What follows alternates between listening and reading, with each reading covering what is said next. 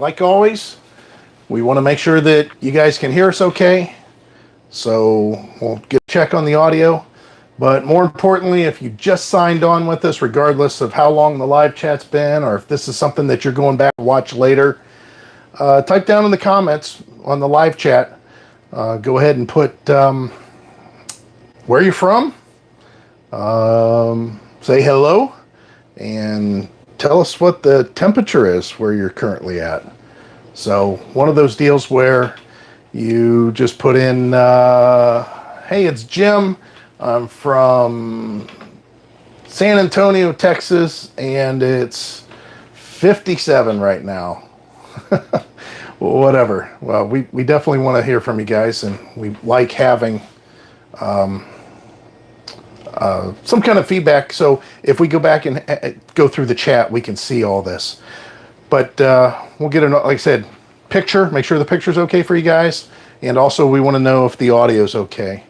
We're just doing some housekeeping here. Heidi's doing housekeeping on her end.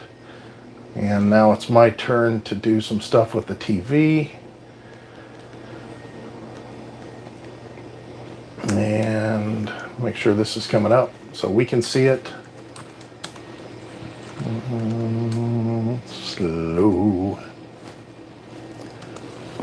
But as the title says, we are in, as Heidi used to say, Kissimmee. And we've been here for a few days now. All right, so now I'm on the screen myself. Oh, nice. Heidi's so professional. Look at this. She printed this out for me. So Carmen says New Jersey 40. 40. No snow. No snow, good. Mm-hmm. I think it's coming, right? Is it coming to you guys? Is South Carolina 46. Hey. It's actually not real warm here. Brenda either. says snow flurries falling. Got a cold drink and popcorn. Salem said looking good and can hear us fine. Great. What we want to do, if you guys, for audio reasons, because sometimes it's different. Lori Carter says good. Okay. Well, first let's do the audio. I'm going to scratch this one. And tell me if you heard that. And then Heidi's going to do hers. Go ahead. And I want to know if you heard that. That way we know both our mics are okay. They're both synced correctly. Mitch says yes and yes. Good. Perfect. Kim Somerville said hello. Howdy.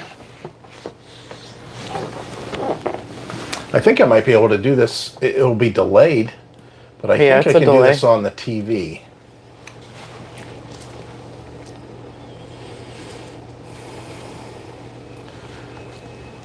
Oh, you hear that whistle? Great cat sounds on those mics. All right, so we're seeing some of the live chat up on the TV now. It's a little delayed though, so we not be able to respond necessarily as quick. I just want to be able to see something if it pops up that looks weird. So the picture looks really washed out here. It's not as colorful as I thought. Won't it look washed out to you? No. What I mean washed out is look how pale we are. How there's no white. Maybe we should get out in the sun more. We are in the sun. My arms are darker than that. We're with some kind of bland colors. It's not very colorful. Yeah, but the whole idea is that maybe the lighting is blowing the camera out, possibly. So let me see if I can manipulate Maybe turn that light off over there. Yeah, we'll do that. I'll use you as the guinea pigger. Didn't change anything. Give it a second. I'm still standing. It's not like I turned it off. Oh, I can see it here. Oh, okay. And let's play around. Walk in front of the camera. Let's play around a little bit over here. Yeah, let's it didn't change. Do boom. Hi, Amy. Boom. What happens when we do this and not that? Let's see what happens then. What's that look like? It's adjusted a little bit. Made me darker. Okay. It might be a little better. I'll be able to tell here. I'm watching the TV. The reason that I'm kind of hesitating, you guys just hang on. We're waiting for more It's 22 people. More people to join on. That's all. And we've Hi, Scott. got a slew of topics that we want to talk about. It's been, Heidi just told me right before we jumped on here, 3 months. Yeah, you're darker. You're much darker there. Look at that. It's been 3 months since we've been Hi, on Ski Deeds.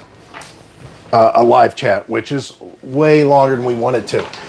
Our internet speeds here are great. We'll talk about where we're at. I do have some video that I'll be editing. It's just a few clips of us checking out of the other park that we were at and driving down here. I think Heidi got some driving shots. Did you get driving shots? Yeah. Yes. I didn't get pictures. No, but I'm saying. Yeah, I got video. Right. So we'll Hi, Steve. we'll talk about that. We got the whole gang here, the regular gang here. But one of the reasons we wanted to do a live chat here, even at the last park, it was pretty good. Well, actually, no, it was the exact opposite. Our AT&T Wi-Fi was wicked fast at, what was the name of that park? I don't know. Where were we? Zephyr Hills. Zephyr Hills. Forest Lake. Forest Village. Lake. But the AT&T was horrible. Yeah, it was horrible. AT&T was horrible. That's all there is to it. Hi, Now, Warren. here we are, like I mentioned, and you'll see it in the video, 460 download speeds with T-Mobile. We're 5G UC. And I think the uploads are something like 70. AT&T is pretty good here, but it's like 40 and 40. 40 down, 40 up. So pretty good. It's just, so I've got my phone. I don't have a phone right now being used. We'll have to see how that works out. I'm not wearing a hat. Didn't want to wear a hat. I got my wig all done up. See my wig? I just got her hair done up too. Michigan, snow and freezing. Go figure. Hey. Like Ohio. Illinois, 30 degrees, snow. We missed the Tampa show. Was it a good show this year? Well, it was the same as Hershey, I think. Oh, Don's asking about your health. My health's pretty good. I still have some, which I think I have a telehealth call with the VA. I don't remember when it is, February sometime. Hi, Beck. And I've got some sort of digestive issue. I just don't know what it is. It's, it could be a numerous things. I don't know. It's, I can't eat certain foods. It's like whatever I eat, it takes forever for it to digest. It causes problems if I eat too fast. But the funny part is other than dairy, which seems to just cause a little bit of a problem, just getting through what feels like an obstruction or something. You can ask Heidi, that doesn't make a difference. I can eat you can give spicy Mexican, it doesn't make a difference. That doesn't cause a problem. It's more the texture of the food. So other than that, I'm pretty good. I just have to watch what I eat and not eat the way that I want to eat, which I shouldn't be eating at all. And Heidi, her heart and everything seems to be okay. She has a follow-up appointment that's, when is that? I go back on February 22nd. Yes, right. I feel pretty good. I'm still not smoking. I got a pillow behind me. I'm going to move off to the side. I'm going to actually sit back in my chair. Might actually put my footrest up too.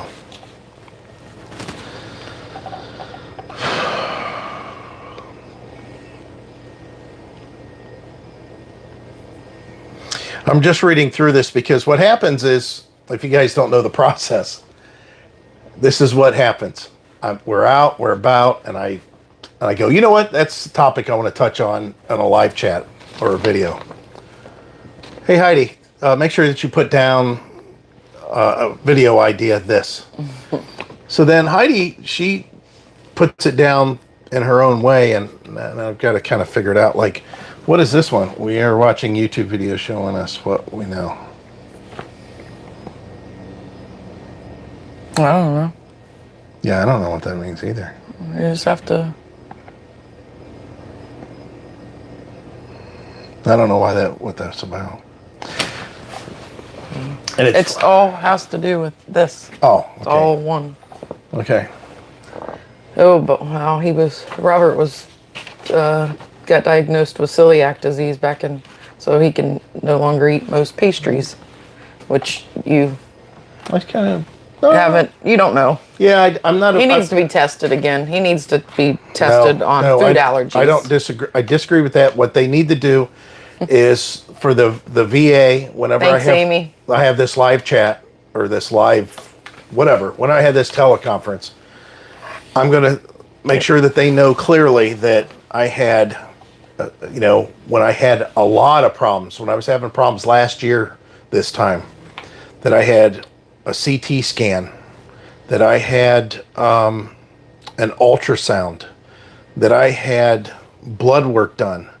And then I went to the VA and I had a nuclear stress test done. I had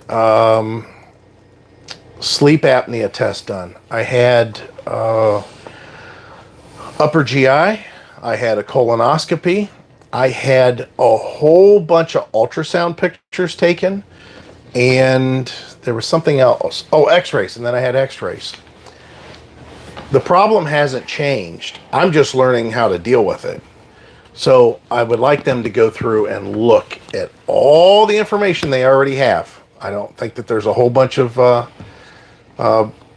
battery stuff or in a battery of testing. So Ski Deed says, have you ever tried keto? I was thinking about trying it. Well, if you go back and look at our videos from 2 years ago, 3 years ago, 4 years ago, 5 years ago, probably 5 years ago, I talked about dieting pretty extensively then because Heidi and I both did keto because I've done keto in the past. Keto is highly successful with me for losing weight. Heidi hates the keto because... Actually, he did Atkins. Well, yeah, I did Atkins. I did the full-on Atkins, which is the same as keto except it's more strict and I do the induction phase. So let me tell you what my history is with Atkins, which is, again, a form of keto. The first time I did keto, I was 38 years old. I'm sorry, Atkins. I was 38 years old. And I went on the induction phase. And I stayed on the induction phase for 6 months. And basically, I was taking in roughly 5 carbs a day. I went from 235 pounds to 180 pounds. And I felt great. I got back my 6-pack. I mean, I was doing sit-ups, push-ups, and I was doing some walking and a lot of isometrics. Then I slipped right back into my old habits. Probably, I don't know, I kept the weight off for probably 3 months. And then I just slipped back into my old habits. Fast forward, and on the video back in 2016, 2017, yes, 2017, Heidi and I went on the Atkins diet again. And I did the same thing, the induction phase. No carbs whatsoever. And I went from 200 and I think I was 250. A little bit more, yeah, about 255. I went down to 215 pounds in a matter of, I think it was 5 months. I kept that weight off for about 4 months. And then I just went back to eating normal. Not really caring, to tell you the truth, and just eating. Brenda says my nemesis is chips. Well, I'll tell you what my nemesis is, Brenda. How about a bag of kettle cooked chips, another bag of kettle cooked chips, and a whole thing of French onion dip, and I eat them all in one setting or 2 settings. That's the way I eat onion dip, so we don't have any in the fridge. Same with the Ben & Jerry's. I could eat a pint. I eat a pint in one setting. So, health-wise, though, I'm kind of concerned with the way my digestion is working what I would do eating all that meat at this point. Oh, Mitch says, I quit smoking a year ago, and now I eat myself to death. Guess what? How long has Heidi been smoke-free now? 5 weeks. 5 weeks. Not a single cigarette. And it's actually a little bit longer than that because she quit smoking. No, it's 5 weeks. I've been on the pill for 6 weeks. Yeah, but when did you start cutting back? On the 18th, the 17th and 18th. I had my surgery on the 19th. Okay. Because I only had a few cigarettes left, and I realized that, holy crap, in a couple days, I got surgery, and I shouldn't be smoking after surgery. So I had already taken these pills, Wellbutrin, and I took them 2 times a day, 150 milligrams. And by day 6, it made me not want to smoke, which made me feel pretty good about that. But now I only take 1 Wellbutrin in the morning because I couldn't sleep. I tossed and turned all night long, so now I'm just, you don't smoke at night, so I kind of like self-medicating or whatever. Right. But I read a lot about it, and you can just cold turkey not take those pills anymore. So, and that's the only thing that I'm on. I think that I could possibly not take those pills anymore, but I want to make sure I'll just finish the prescription. But I'm only going to take 1 a day because sleep is important. Yes, Steve says, think of all the money you've been saving not smoking. And that's the first thing I think we figured out. It's a couple $100 a month that she saved us right away. Yeah. Which is great.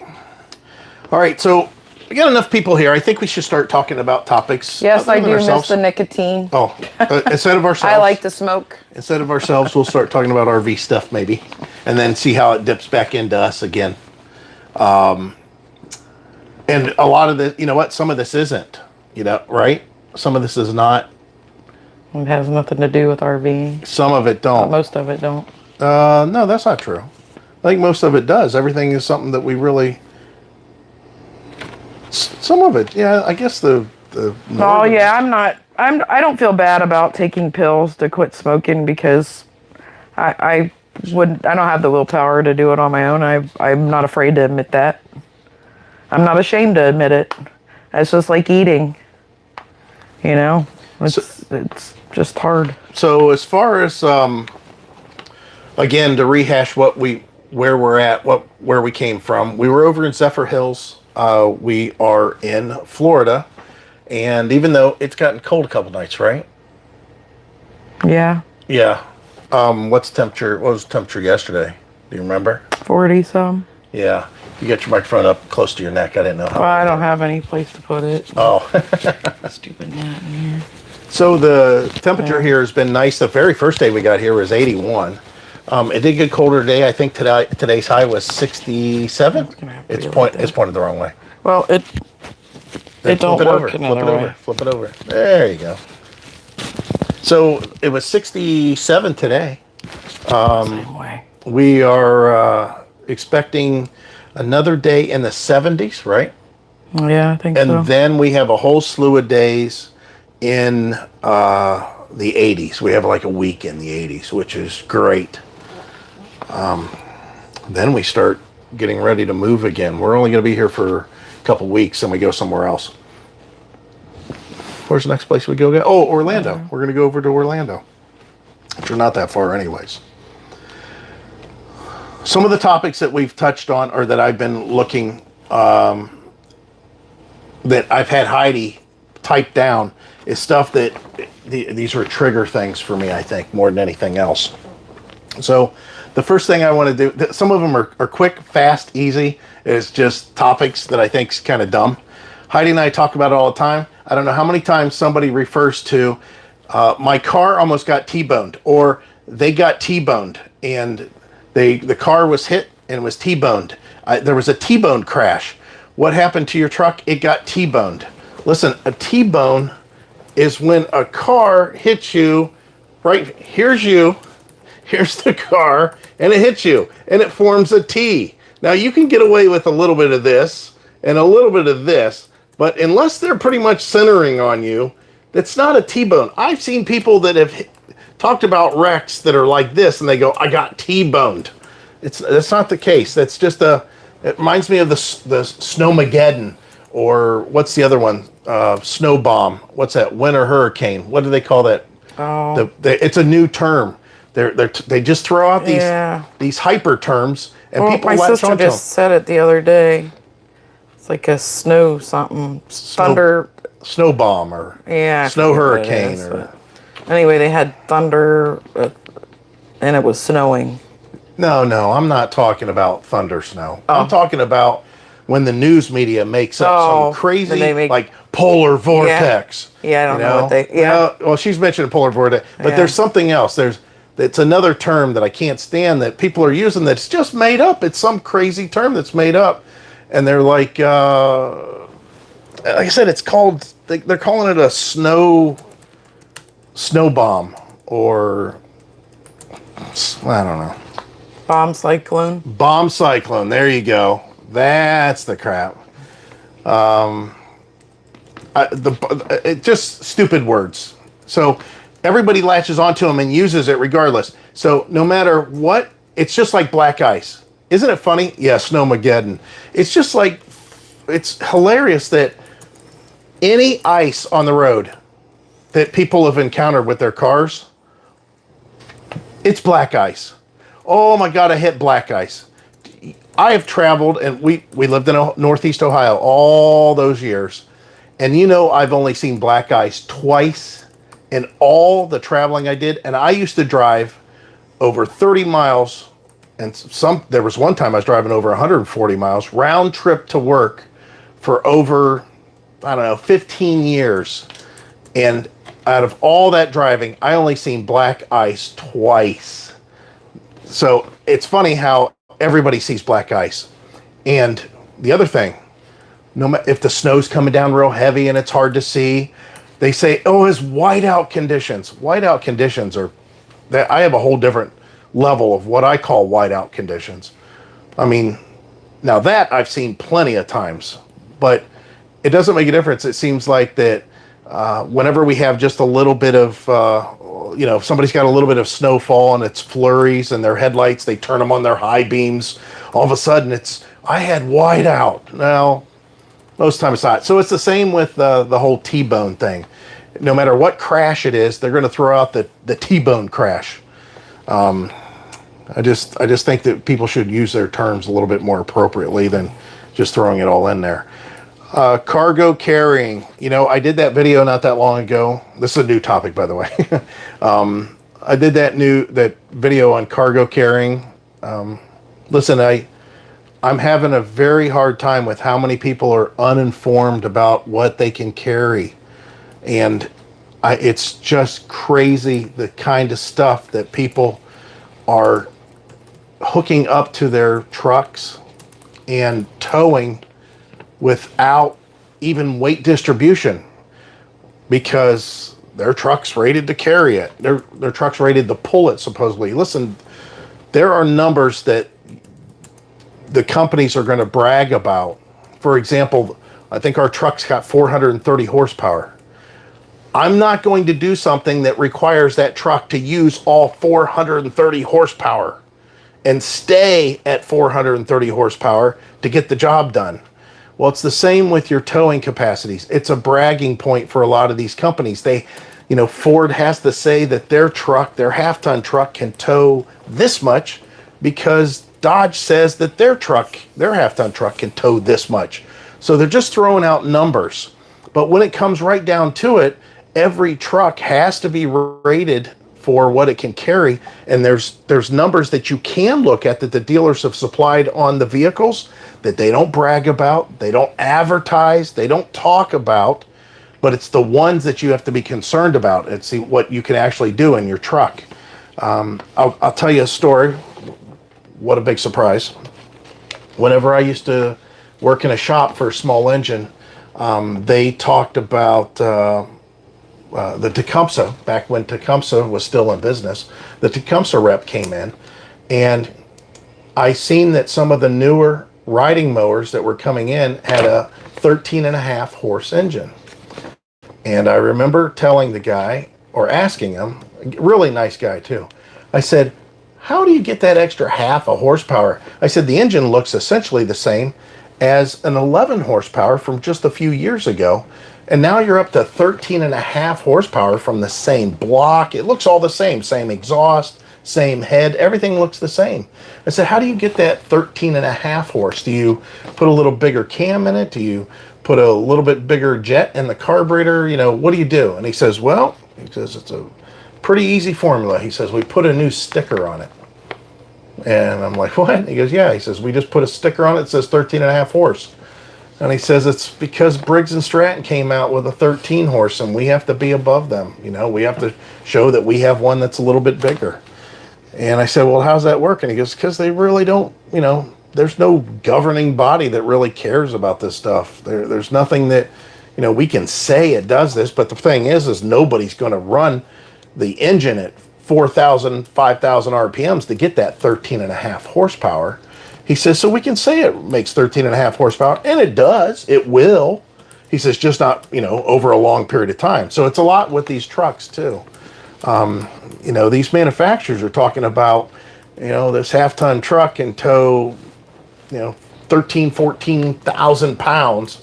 And yet, if you hook that much up to it and you're towing as much as like we did, it's horrible. It's not true. And if you get in some sort of accident, good luck with that. The other thing is a lot of people want to know this because they're trying to get the biggest trailer that they can. Now, I understand on one level what they're trying to do, but, you know, just realize that even if you're living in your RV, I've said it 1,000 times, buy something, the smallest something. Hey, Herbie's here. Buy the smallest thing that you can that you feel comfortable in. Because I'm telling you, getting, you know, on the road, off the road, round corners, through intersections, and through parks. I mean, once you realize how long your RV is, and you start getting in and out, it's tough. You start realizing, man, I wish I had a little bit smaller. It's just one of those things that people don't realize. So just because you bought a truck and they say you can do it, just because you can hook up to and it says you can do it, doesn't mean you should be doing it. I honestly, I've said it again 1,000 times, but you know, we have a lot of subscribers that haven't been privy to some of the conversations we've had in the past or some of the videos that we've done in the past. And, you know, as far as a half-ton truck's concerned, I wouldn't tow anything over 30 foot, maybe 32 possibly. I wouldn't tow anything over 9,000 pounds when it's fully loaded. It's just not feasible. Now, if you can, you know, if your truck says you can do that and your payload says you can haul that kind of tongue weight, and you're only doing it for 2 weeks in the summer, you're not going very far, maybe you're only going a couple 100 miles. Okay, I get it if you want to do a 34 footer or something. But, you know, we see a lot of these people that have spent money on big units that they don't even use the stuff they're carrying. They felt as if they needed to have like a toy hauler for their Harley that they ride once every time they stop at a campground. So somebody comes in, they're only there 3 weeks, they get their Harley out, and then they might go on a ride, and then they come back, and then the bike sits there for the rest of the week. Are you, seriously, do you spend all that money for that toy hauler and all that extra garage space just so you can haul your Harley with you and do that one token ride that you feel like you need to do to say, yeah, I ride my Harley everywhere I go? It would have been better spent selling the Harley and getting an RV that was a little bit shorter, a little bit cheaper, a little bit easier to tow, maybe a little bit less gas spent doing so, a little safer to tow, and with that extra money that you have, maybe rent a bike occasionally and go on a ride in locations that you really want to ride. So I don't know if I don't think that it's a good idea to do much more than that. And then, even, I mean, you can go overboard even on the big trucks. All right, there's a couple questions. Okay. Don Westerland said, what measures should they take to help prepare going off-grid camping? They're going with their family out to Colorado. Okay. In, So how long? How long? June. So the weather's going to be warm? It'll be warm. Yeah. Well, So depends on where you're at, though. yeah, up in the mountains it won't be. So yeah, how long do you plan on running the air? How? See, that's a loaded question. How are you about temperature? Do you want it to be 67 when it's 85 outside? Do you want it to be 67 inside your RV? Are you comfortable sleeping at night when it's 74 and there's no breeze? Is 74 a comfortable temperature for you? Is it get to be 80 where you're going to go? How long are you going to be boondocking? Are you going to plan on doing this a lot? Do you want to do it more? So I guess if it's like, okay, hey, we're only going to do this for 2 weeks for our first time out ever, and we just want to see what it's like, just get a generator and bring gasoline, just gasoline, and get a generator and just deal with that. Gasoline's the cheapest way to get the most power out of a generator. Even though they make the dual fuel generators like we have, I wouldn't, for testing out, I wouldn't get a dual fuel initially because it's more expensive. And then see if it's, do you like the noise of the generator running all the time? Maybe you want something that's a little bit quieter, a little bit smaller. How much power are you using? Obviously, I think the first time that we really boondocked on any level was nothing more than an overnight parking stay. And I found out in our old travel trailer that I couldn't deal with not having some sort of airflow inside the RV. I mean, we took a shower. We were in Kentucky, right, when we did the quarry. Yeah. We went swimming at the quarry, or floating. You're not allowed to swim there. You're just supposed to float around. And we came back to the RV, and we had the hot water tank propane going. We went ahead and I took a real quick shower. Heidi took a shower. And when we got out, we were just balls of sweat. The RV had no air circulating through it whatsoever. We stayed in the RV in a parking lot for the night, and it was so hot. We went into Walmart and bought this little tiny fan that runs off of batteries just to have air blowing on us. We learned we had to have a fan that would work. That's whenever I did the video on our old travel trailer of putting in a bigger fan in the bathroom to help pull air through the windows. It was a learning experience, and the only way you're going to know what you need is by finding out on your own what you need to do. What I'll tell you not to do is this is a big lesson that we learned. Don't overboard buy. I want this big canopy. I want this big carpet that goes underneath the awning. I want this big water tote. I want this water pump. I want to be able to fill it this way. I want to have so many batteries. I want to have, a big generator. I want to, and you buy all that stuff and realize, like in our case, we really didn't boondock that often. When we did, we just wanted to have a generator we could fire up and have air conditioner just for about 10 hours, maybe 12 hours. That was what we found out after the fact. Now, with that said, we are happy that we have 2 solar panels on our roof, and we are happy we have that big 200 amp hour battery in the bay, because we have been in plenty of situations where I told her, I said, hey, I don't think I want to even get the generator out and plug it in or anything. And she goes, fine, no big deal. We'll just turn on the fans in here, which pull air through the windows, and we'll just open a window and have it pulling in nice cool air. Well, we've got plenty of power to do that with that battery. But halfway through the middle of the night, Heidi's saying, hey, it's too hot. We need the air on. So we ended up going out and firing up the generator anyways. So that's, I just don't, I hate recommending things and having people go out and, necessarily fall. I know you guys are going to make your own decisions, but still, if I've made a suggestion and you kind of follow through with it, based on what I suggested. I just hate to see somebody going, maybe I shouldn't have bought this.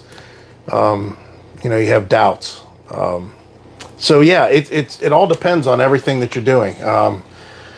For how long, how hot it's going to be, where you're going to be at, what you guys are like as far as people, and as what you like as far as temperatures, how much entertaining you're going to be doing inside or outside, TVs, internet, what kind of refrigerator you have, how you're going to be running the refrigerator, I'm assuming on propane. If you're going to be out in the sun, in the shade. I mean, there's so many different variables to what you may want to boondock with. Like in our case, I was very happy with our boondock setup that we did have with our old truck, because I had a generator mounted on the tongue with the old trailer. And I'm not talking about, you know, this is our fifth wheel, Rockwood fifth wheel. We had a Rockwood travel trailer. I'm talking about prior to that, the Terry travel trailer we had. I had that dual fuel generator that went on the tongue of the RV, which you guys can go back and check out those videos. It ran on the propane that was already on the tongue of the RV. I had an automatic transfer switch that all I had to do is just reach underneath, pull the cover off the generator, hit the button to start it. It'd run on the propane. It'd automatically flip over and start powering the rig. We'd run the air conditioner, and I had a 40-gallon fresh water tank in the bed of the truck. I also had a 50-gallon freshwater tank in the RV. So we had plenty of water other than when we needed to dispose of it. And of course we had a Blue Boy. And then at that point, moving into our new travel trailer, I was looking at trying to get the wastewater, and we never used the blue tanks for the, let me think how to say it. We never used the Blue Boy, the portable tank, to haul anything out of the black tank. We only used it for gray water. And the reason is because we could go about 10 days if we are casual about using our black tank, you know, using the bathroom just like normal. If we were paying attention and being a little bit more thrifty with water and everything, we could probably even go longer than that. But, and that's on a 40, well, this one has a 45. The previous one had a 45. The previous one to that had a 43. So around 40 gallons of black, we know that we can go 10 days, no worries whatsoever. So we just make sure that our trips are set up in such a way that if we need to go dump our tanks, that after 10 days, I'll hook up the RV and go do so. But we've never run into that. He said that they will limit their boondocking. Limit your boondocking. Yeah. That's what Don says. Yeah, I mean, at a bare minimum, I've said this all along. Comparing solar to, you know, solar panels and batteries and all that stuff, every RV is equipped to run on a generator. You just have to have one that will power what you want to power. Most people, the only reason they want to fire up that generator is they're worried about their battery going dead, which is fine, but also they want to run their air conditioner. So if you want to run your air conditioner, just make sure you get a generator, and then you have your choice of either putting them an easy start type system in the roof, or we have something from Active Start out in the bay, and it's a plug-in. It's a plug-in that you just take your 30 amp plug from your RV, you plug it into this dog bone, which is also a surge protector box, and then you plug that into your generator, and it's got the soft start built into it, so you don't have to climb up on your thing anymore, up on your roof to do all that hardwire that you had to in the past. I think we have a link to that, possibly, if I'm not mistaken. If not, give those guys a call. Just tell them you saw the video on RV Daydream, or you talked to me, you've seen this on RV Daydream, and you're interested in it. It's a pretty cool piece of equipment, and the guy's really nice. I talked to the owner, engineer, whatever, and we had, our paths were real similar to each other. Surprised that we didn't run into each other at some point, but yeah, they have something now that you can do that. And if you have a generator and you have one of those things, why not? You could probably get away with a little bit smaller generator than you normally would. Was that the only question on that? Yes. You said there's Mark Haney said that he had a flat tire? Yeah, and he rotates his tires like every 10,000 miles. Do you balance them? And Put in there. that don't have anything to do with what the problem was.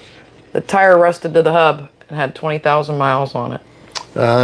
Different, you know. He said he never used anti-seize on the hub when he when he got it fixed. Is the It's 2020 truck. Oh, it's Same on your years are- truck. Yeah. Oh, Yeah. I never thought about that. I mean, if it's dissimilar metal, you know, you got to figure. He says it's truck's garage, not driven in salt. Only has 20,000 miles. Well, it's just chemical. It's a chemical thing. I mean, it's the wheel should be able to handle it, but it's just dissimilar metal. I mean, He you've said got, first flat on towing vehicle when towing. you've got a cast iron. Isn't that cast iron? Yeah, it's got to be. It's cast iron brake drum. Let me say. Plus it's Rotor hub. Sorry, cast iron rotor hub, and then you got an aluminum wheel. So I don't think that I would. That's one of those things. We that had you the problem. gotta- Yeah, we take ours to get them rotated. So maybe those guys are having problems, and I don't even see them. They might not even say anything to us. Yeah, they don't want to. They probably do some kind of cleanup wire wheel thing, and I don't know. Build quality. That's all she put in here is build quality. And I'm assuming they're talking about these RVs. I hear a lot of people, oh, the build quality's I horrible. watched on a this thing." video on the show, What show? just the Tampa show. One of the YouTubers, and they were talking about what we saw. You know, like that sink. The Oh quality yeah, build. yeah. I mean, he was picking out stuff that. I mean, they should fix that for the show. Oh, listen, we could have. I could have spent an hour doing an hour's video of just hammering the units on build quality. I mean, Mark Haney says he has the same truck as ours. none of the build qualities. These aren't homes. They're not being. You know, you don't have to go get a special permit to build these and have it inspected by a third party. You know, you just have PDIs and stuff like that. I think that the whole idea is that they're doing a pretty good job, but you got to remember, it's just, you know, it's a trailer. No matter how nice they are, how good they look, all the features they have in that, it's just a trailer. Yeah, Brenda says that caulking was nuts. Yeah, it was goofy. Yeah, But they would have been better off just to leave it flopping around in there. Probably. But the build qualities, I'd have to say, aren't too bad. We had a few that were worse than others that we went through. But, you know, it's all, I'll tell you what it comes down to. It all comes down, and it's just with anything, any product, anything, on any level. It all comes down to the people that back their warranty and the customer service.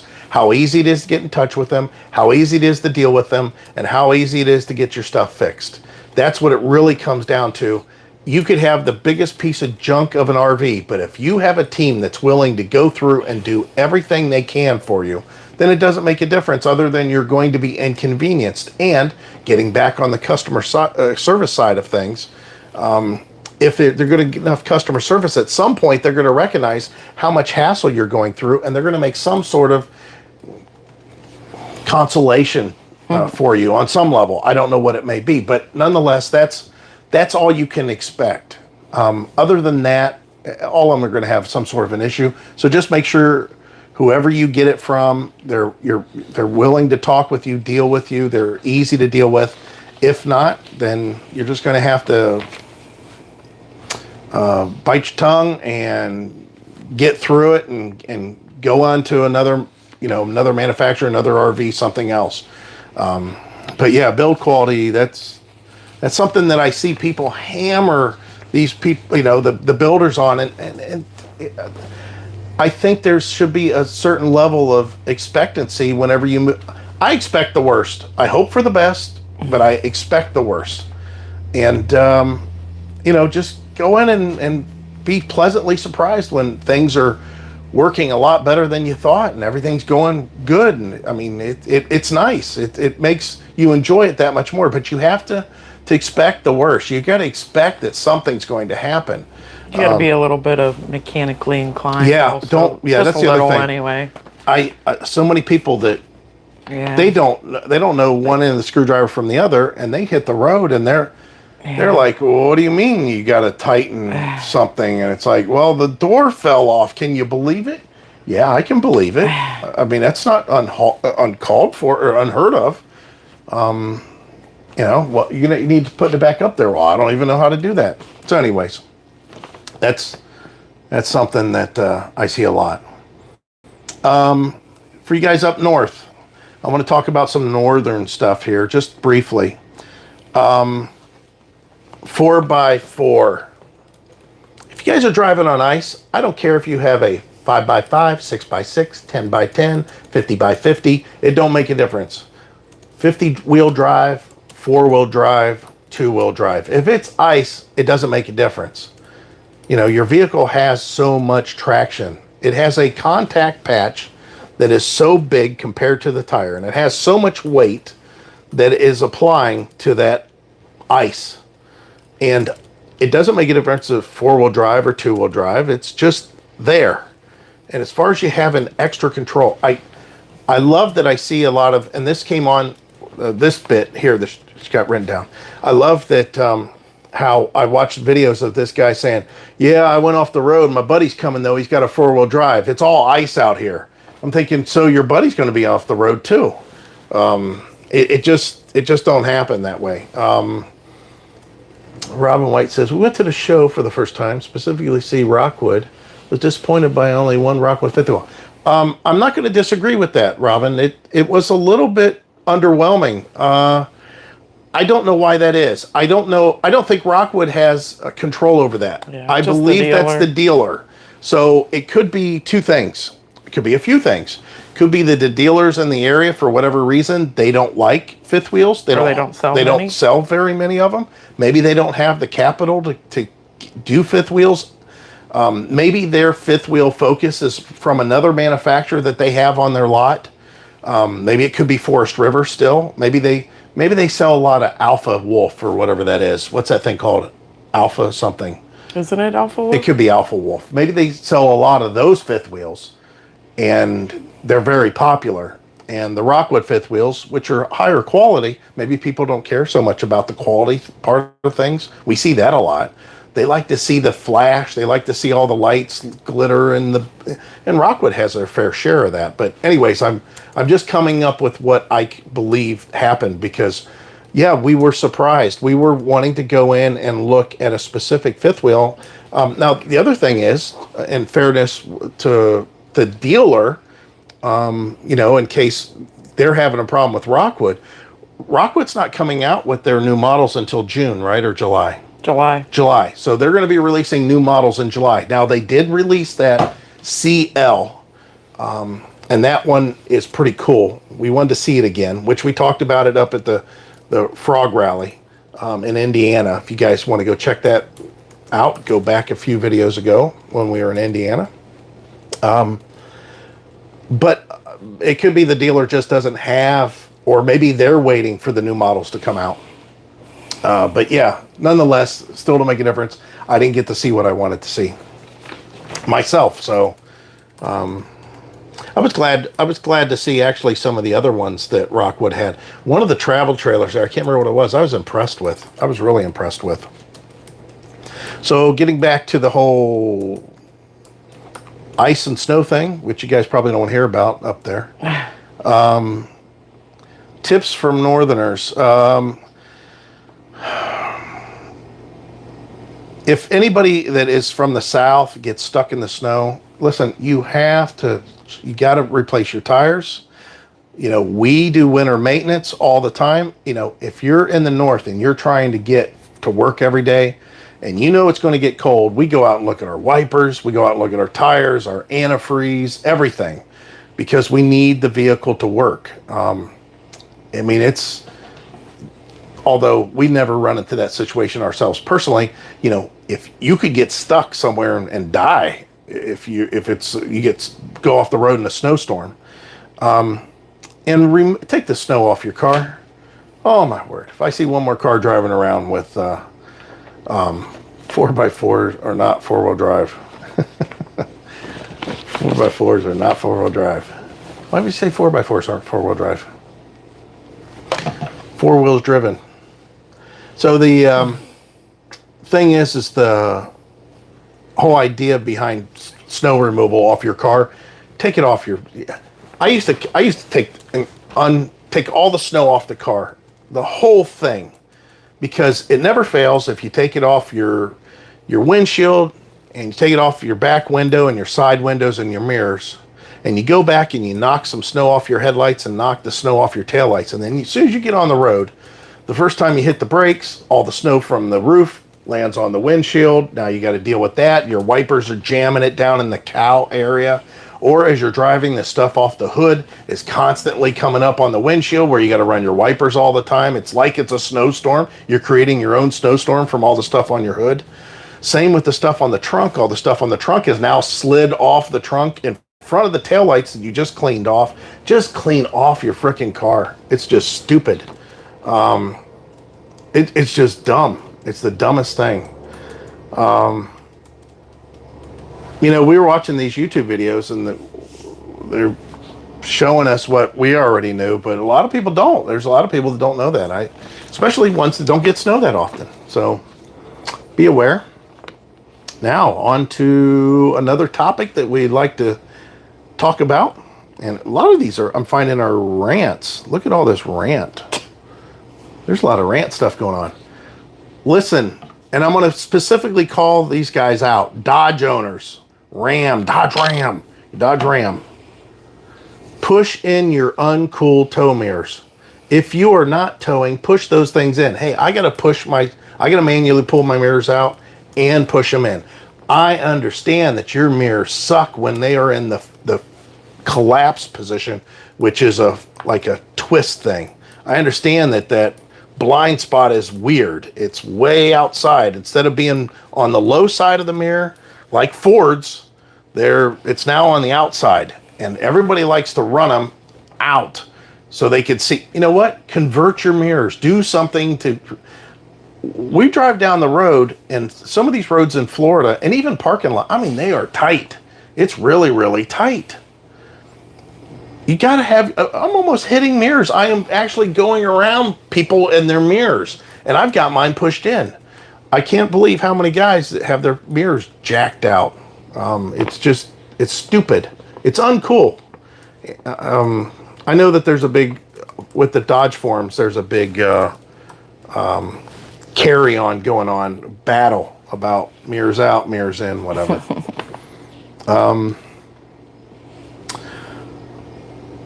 right, restaurant pricing. Oh, we're working over the wages. Oh, this is going for some of us older folks, and I seen this the other day, and I'm talking about older than us too. We were in a restaurant, and I have never. Guys do this, you can explain it to me because I don't understand it. There were people behind us in a restaurant, and it wasn't a fancy restaurant. I don't even remember which restaurant it was. It was Sonny's. Sonny's Barbecue. It was at lunchtime. It was lunch, right. And the menu is pretty basic. Yeah, and these people were behind us, and they are talking about, with the waitress, the prices. Well, now, it says it comes with a potato, though. Why doesn't that, going off and on? Just don't negotiate. If you don't know what the price is, you're seeing the price of the food on the thing. Why are you asking 20 different questions about it? That was idiotic. That was weird. That was bizarre. We're in Sonny's at lunch. It's not like this is the Ritz Carlton in New York or some fancy French restaurant or something. This is just a regular old chain restaurant, and they're sitting there contemplating on how. Oh well, if I get this, wouldn't it be a little bit cheaper? And does it come with the side and all that stuff? I understand maybe they might be confused, but it's pretty straightforward. Mm-hmm. And it was all about the pricing. Now listen, I'm going to tell you guys, if you do that, and you're doing that with the waitress, you know what? That waitress is going to do her bare minimum to get you what you need. Because that waitress knows if you're that picky, on trying to order something from the menu that's already priced and laid out in front of you, and you're trying to negotiate and twist around and stack and add and share and all that other stuff, she knows she's not getting a tip that's worth anything. She's going to get that bare minimum tip, no matter how much she jumps around for you and tries to make you feel good, whatever. They know. Those waitresses know. So I suggest if you have a question about pricing and that, or you figure it out before the waitress gets there, keep it secret. I couldn't believe that me and her were, they were having full-on discussions with the waitress. Their ordering process took a good 3 minutes. There was only 2 of them. And all they were talking about was food. Just, oh, well, what if I add this? Well, what about the daily special? Is this the 55 plus menu? Well, what if I get it from this? And it was just going on and on. So that's just bad. That's just bad. And this is going towards the people that might do that. I'm telling you, if you do that for your waitress, she's not going to do anything extra for you, like I said, because she knows that if you're that tight on even ordering food that you want, you're not going to give her any great tip. Which we have a tendency to over tip. You guys make comments on that. Make comments on what your tip is like, because I think that on average, Heidi and I have not tipped less than 30% for how long? For a long time. A long time. There's been a couple times when they got 20%. They have to be pretty crappy if you get 20 from us. And pizza guys, if we order a real small pizza delivery, hell, they're getting 50% tips sometimes, because I don't think those drivers should have to leave and not get at least $7, even though I'm ordering a $12 pizza. It's stupid. So anyways, that's just us. Except Uber, they're slacking. Sluts. Hey everybody. Now we're going to talk about something that Frank says that we're not old. Oh, well. You're right. We're not. Sometimes I feel older than I am, but yep, you're right. Here's something I want to talk about that shows up at every place we seem to go, and I love it.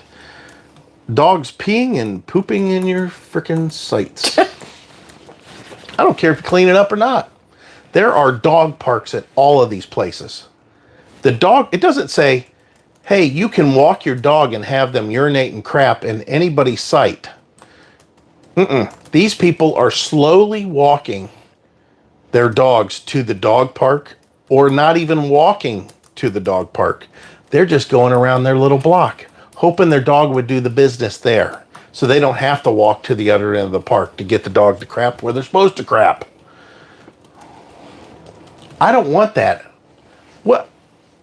When I pay for the site here, I want to jump out in my bare feet and be able to walk around the RV if I feel like it. Do you think you're really cleaning up all that poop residue that your dog just crapped a big pile there, and because you got your little rubber glove or you got your little piece of plastic, you scooped it up and put in your little Walmart bag? You think that that's all sanitized and everything? It's perfect? No, it's not. So quit doing it. Just get the dog on that. You know what the worst part is? When people have kids and the dogs are crapping and peeing in the same area in which the kids are playing. Ay, I don't know. Always have a great tip and get the same person next time, and they appreciate that tip. I hesitate sometimes when I'm doing this because I'm reading up there myself. Mike's support to know what this without reading the book. Okay. Well, we just talked about my kids. wife and I run to those people every day. Cheap. I call them winter trash. We've got last park we were at, I never had so many kids running through our site, touching our crap too. It's my stuff. I don't want you to touch. You know what? I Keep think your kids out of other people's who said property. we're not that old? Who said we're not that old? Because, man, Frank. I'm telling you what. I think it's Frank. I'm feeling like a grumpy old man. Well, I'm telling you. I just don't want them. Yeah. Whenever we were growing up, we cut through yards and stuff, but I don't remember pawing all over people's stuff. We're just running through yards to get to the neighbors. And if that neighbor said something, we didn't do it again. We never did it again. Yep. But we actually had paths when we were kids because we lived in we lived in the center, everybody's property connected. There was no road, just on the outside, big circle. So we had passed through everybody's yard, and we didn't go out on the road. We just cut through yards, and we didn't touch people's property. I mean, other than their property, like their cars and stuff, we didn't bother. So, by the way, guys, if you have a chance, give the video a thumbs up, a like. If you don't subscribe to us, if you could subscribe to us, we appreciate it. It's just one of those call to action things that we're supposed to do for our channel. We're gonna talk about, not tonight so much. Ken says to stand up when you're doing your segment. Here? Well, I have to get a podium. I'll be. And another thing. Yeah, right. Get a gavel. Yeah. I should wear a judge's gown or something, I guess. Yeah, it's pretty. I don't know. And the funny thing is, I'm seeing a thing here. We're talking about RV issues, and here's Heidi had put in here again. We had a broken microwave door that wasn't lining up. Oh, yeah. We had a unit. Just to let you guys know. Oh. We had a unit that we went in, and Heidi, she opened the microwave door, and the microwave was... The fit and finish wasn't done. No. The microwave was going to fall off. It only had like 2 bolts holding it in. It was swinging. It was swinging. So we let them know, because it was the industry day. It was before everybody was in there. There was doors not lining up. Heidi says, "Hey, what's the deal?" And I go, "What?" She goes, "You can't open these 2 doors at the exact same time and close them at the same time. They hit each other." They did. Get this. I love this one. I went to a manufacturer. I won't say who the manufacturer is. Let me rephrase that. It was a salesman that sold. You know what? I can say who it is, because this isn't disparaging against Forest River on any level. When we bought our travel trailer, if you guys, this is funny, if you guys remember that video, we went to the Cleveland show. We went to the very first row. We knew what we wanted, and I told Heidi, and I talked about it in previous videos, if we see that model up here, we're going to go through it, and we're going to think about seriously buying it if it's, if we get a good enough deal, which obviously we did, because we signed the papers right then. As soon as we seen it, we had already looked, and for 2 years we knew that was the unit. We just were too stupid to pull the trigger. We kept on shopping, which was good for you guys. You kept on seeing videos of us shopping for RVs, but we kept on circling back to that RV, and we ended up buying it there. What happened, though, that ruined the Cleveland show for us. That ruined the show. It was the first or second unit we looked at, and it ruined the show.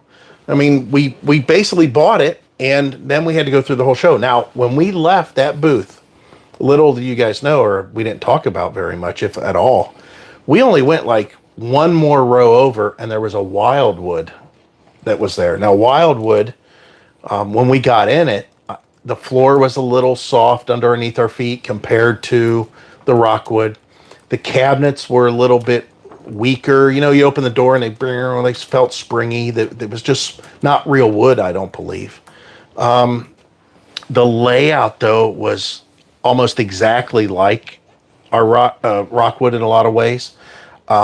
It was a little bit longer. It was a little bit heavier because it was just aluminum siding. It was all sticks and, insulation. It was just a regular batten insulation. There was no aluminum to be found as far as the framework. It had just a regular leaf spring suspension, but it was a lot cheaper. Other than that, though, there was it was a lot like ours. And I was thinking, man, we could have saved. At that time, I think it was about $8,000 or $9,000, and we could have gotten into essentially the same RV that probably would have done the same thing for us. But we were really happy we were in the Rockwood because of all the things that I just talked about, that one was not failing at, but just, it was a lesser quality unit. So Wildwood, for the most part, what we found over the years, Wildwood makes some pretty good stuff. I just think that as far as apples and oranges side by side compared to Rockwoods, it's really not fair, because most of those Rockwood travel trailers were way better than the Wildwoods as far as quality. I mean, they're built differently. They're a different price point. They have better suspensions. They had better, aluminum 6-sided frames. I mean, everything. But nonetheless, the Wildwoods were pretty decent. So when we were at the show talking about video or RVs not being up to stuff, a salesman came out from this one dealer, and I was standing in front of the Wildwood. We had just went inside, and I told him, or asked him, I said, hey, just out of curiosity, what do you think as far as how far off is Wildwood Rockwood as far as their pricing, proportionate wise? How far do you think their quality really differentiates? Meaning, we know that the Rockwood was being built, at this level, and the Wildwood is built at this level, and the price for the Rockwood is at this level. Is the price for the Wildwood at a level that matches, or is like the price way down here compared to the quality? Would it behoove me to think about maybe buying a Wildwood? And the salesman said, "Oh, Rockwood, yeah, that's the blue LED light. That's what they are. They're the blue LED units." I'm listening. I'm thinking, "Oh, this is new. I never heard this before." And basically, he went on to start talking about how the Rockwood quality was nothing more than a bunch of LED lights and fancy blue LED lights and gimmicks. When in reality, when it comes right down to it, frame, structure, build, towability, all that stuff, the Wildwood beat it across the board in every way. And I'm just like I hope that guy was a part-time or something and they just pulled him in. Maybe he was a parts guy or something. They drugged him up. Maybe they just hired him for the show. Maybe they hired him for the show. And told him a little. As soon as I let him know, I said, well, actually, I have a Rockwood, and Rockwood's actually the better quality. I just wanted to know how big of the difference there was between a Rockwood quality and a Wildwood quality. Wildwood not being built as well as Rockwood, but how close is it? I was just curious. How many were you? You guys sell a lot of them or whatever. Anyways, boy, you should have seen him change his attitude and what he was talking about and everything. So, I think that there's this happens everywhere. Just uninformed people. Something that you got to be aware of. Because that guy, when he was talking to me, I thought, oh, he's going to tell me something I didn't even know. He's talking about this blue LED light unit. What is he talking about? And here he's just throwing some nickname to it. Like, hey, they just throw fancy stuff on the same unit and they charge more. And when it comes down to it, the Wildwood's better. And I'm like, oh. I wonder where the blue light come from. I think there's LEDs that are on the stove, maybe? Oh, that's Magic Chef, so that's not Rockwood. Maybe he's not familiar with it. I don't know. That's Magic Chef. Yeah, but maybe they order the blue LED stove versus Wildwood don't. Who knows? We were also talking about the sink that had the caulking all messed up on it. Crazy. There was a door that we went through at the RV show that it didn't have a stopper on it. What I mean, like our bedroom door, when we push it open, there's a stopper to keep it from hitting the wall. And not only that, but there's a built-in magnet that holds the door open. It's one of the best out there. Oh, yeah. It is one of the best. Yeah, there's a magnet at the bottom of the door, and when you open the door to the bedroom, it clicks right into that magnet, and it holds it there. Doesn't go into the wall. So if the fan kicks on, the air kicks on, you walk out of the bathroom, whatever, doors aren't hitting it. I mean, if you're slightly unlevel, whatever. This one, we were at the show, it had nothing. I mean, if I just took that door and just pushed it open like that, it would have put the handle right through the wall. I don't remember what brand that was, but that wasn't cool. There was also the steps on the same unit. The steps going outside. It wasn't the... Oh, yeah. What do we have? Weird. These are more rides, right? Yeah. We have more ride. I think they call it Sure Steps. Whatever they had, I don't remember what brand it was. It was a single step unit like ours. But the hinge stuck up. You would, as you're leaving, out of all things, out of all places, right? When you're leaving outside your RV and you're getting ready to go out and down the steps and you got the door open, you're looking at the ground and the steps. They put a freaking lip on there that you could trip over.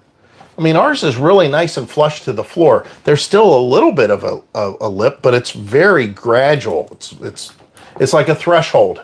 That one just had a flat out a trip curb there. And I'm like, oh my God, I wonder how many people are going to fall out the door there. That's goofy.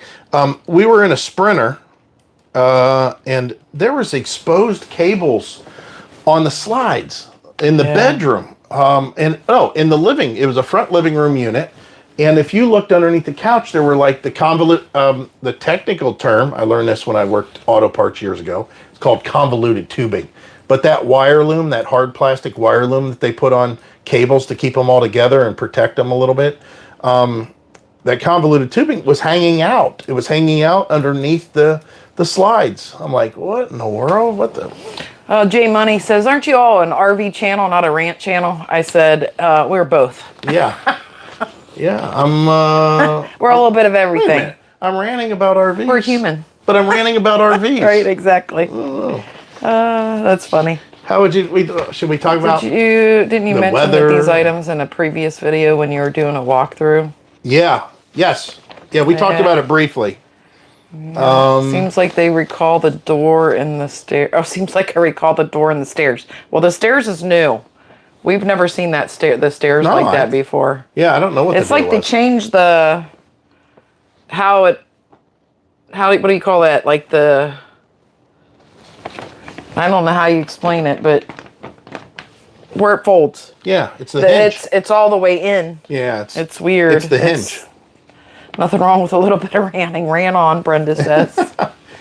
Yeah. This is all RV related for the most part. At the beginning, we were getting away from it. Maybe if you want to start over the video, you can get some no ranting. Yeah. I don't know. I'm just talking about stuff that we've come across. Yeah. Well, Jay Money, you got a question about RV? Yeah. Is there something Maybe you got specific? A question. Video idea. Bike lane. Whenever bike lanes. Oh yeah. Hey, listen. In Florida here, there's a lot of bike lanes. There's tons of bike lanes, okay? Not in all places, but in certain cities like Kissimmee here, Vero Beach, Tampa, there are bike lanes. Listen, if you see a sign that says bikes can use the full lane, that doesn't mean that bike has to ride on the white line, has to ride so far to the curb. It's the exact opposite. They can ride in the middle of the road. They can just ride right down the middle of the lane, and they are just like a car. They are exactly like a car. If they're going slow, so what? They're a bike. The reason that people, and this is coming from her and I, who used to ride mopeds a lot. We had in Ohio, moped laws are very strict. It has to be on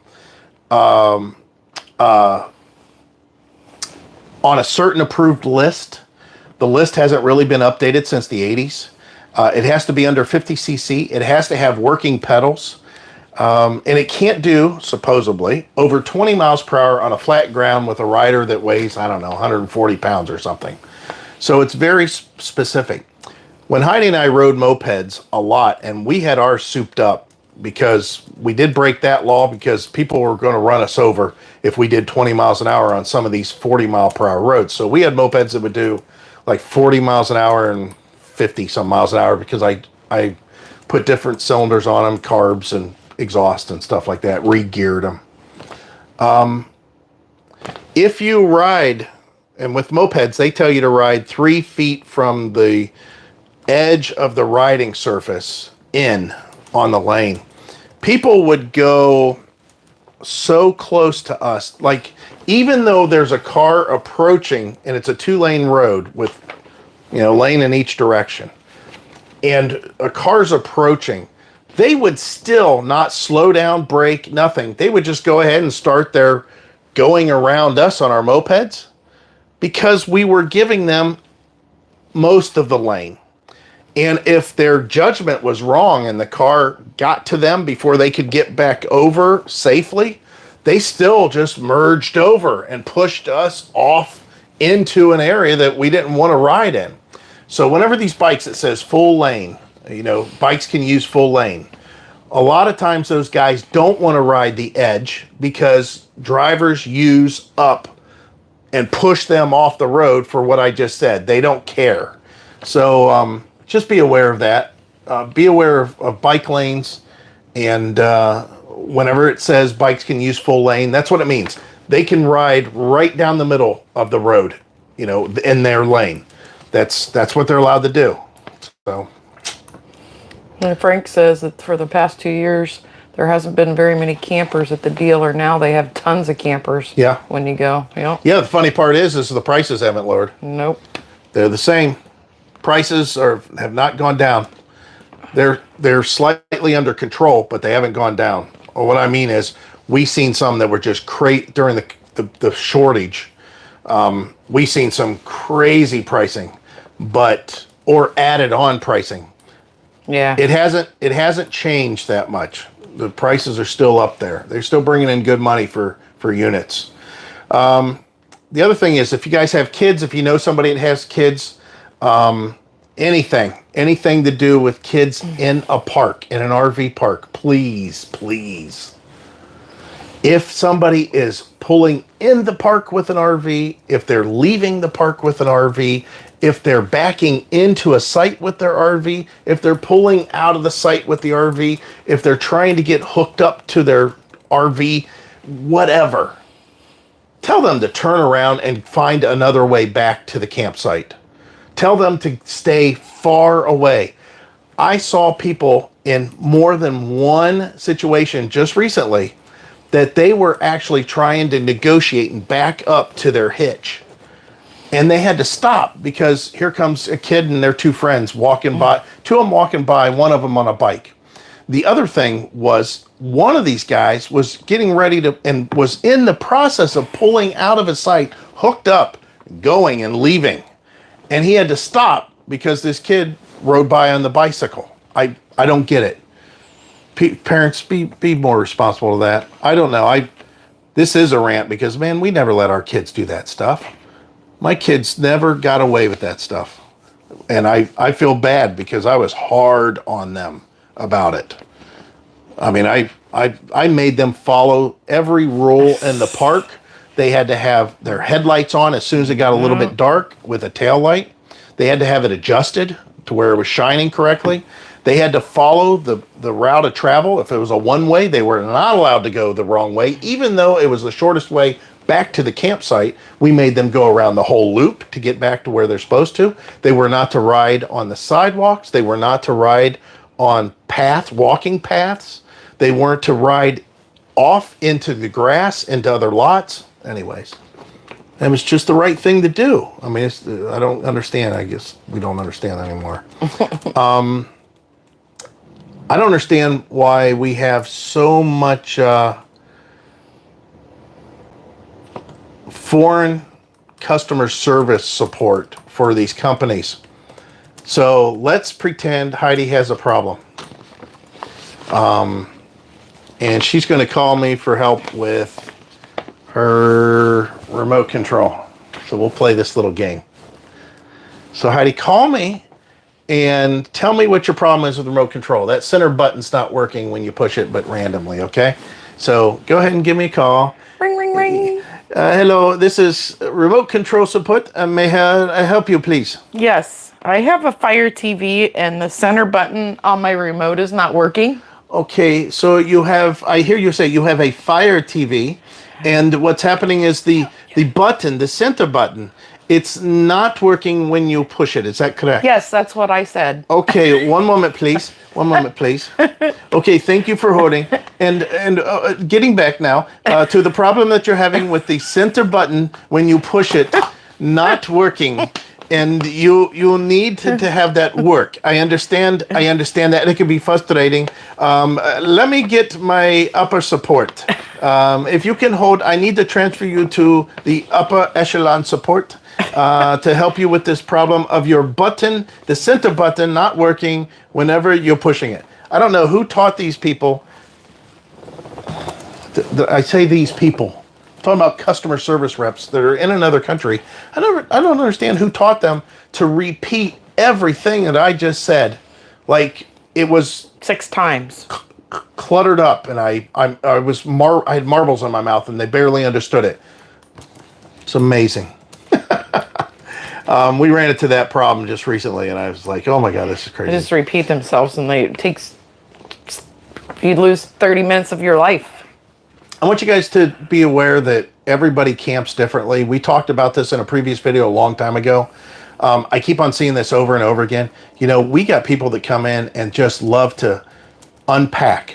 They get in. It was an empty site. Then they pull in, and now they have chairs, tents, canopies, swings, hammocks, big smoker grill, a fire pit, 2 bicycles, 3 scooters, LED lights that go on the ground around their RV.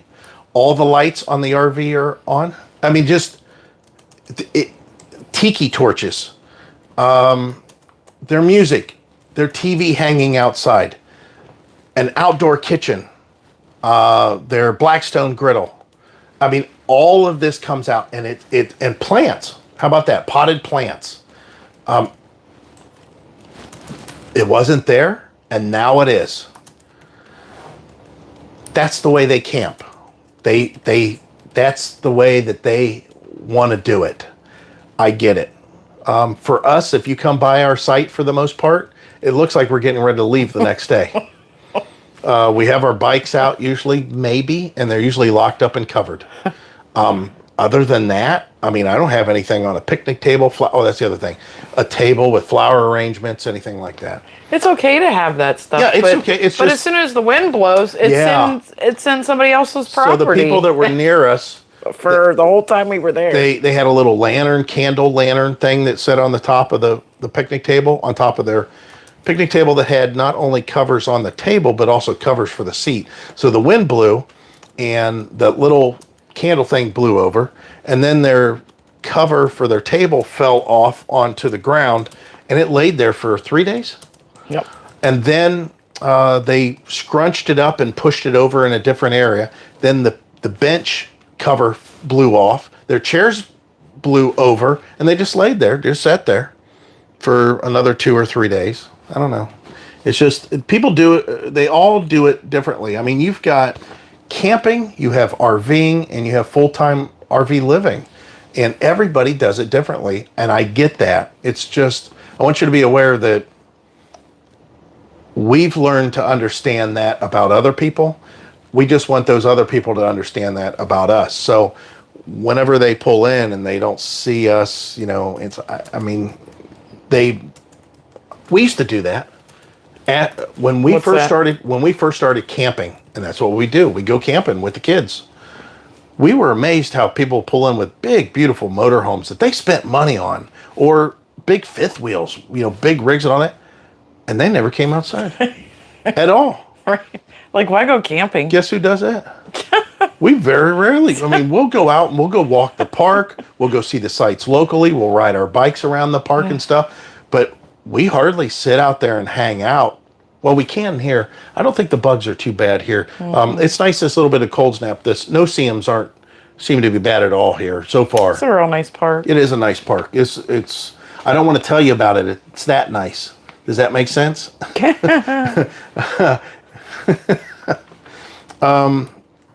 Okay, and the final thing that we had, and I just added this today, and then we can talk about whatever you guys feel like talking about, and I'll try to catch up with some of the stuff you guys are saying. And Heidi can talk a little bit more because my voice is...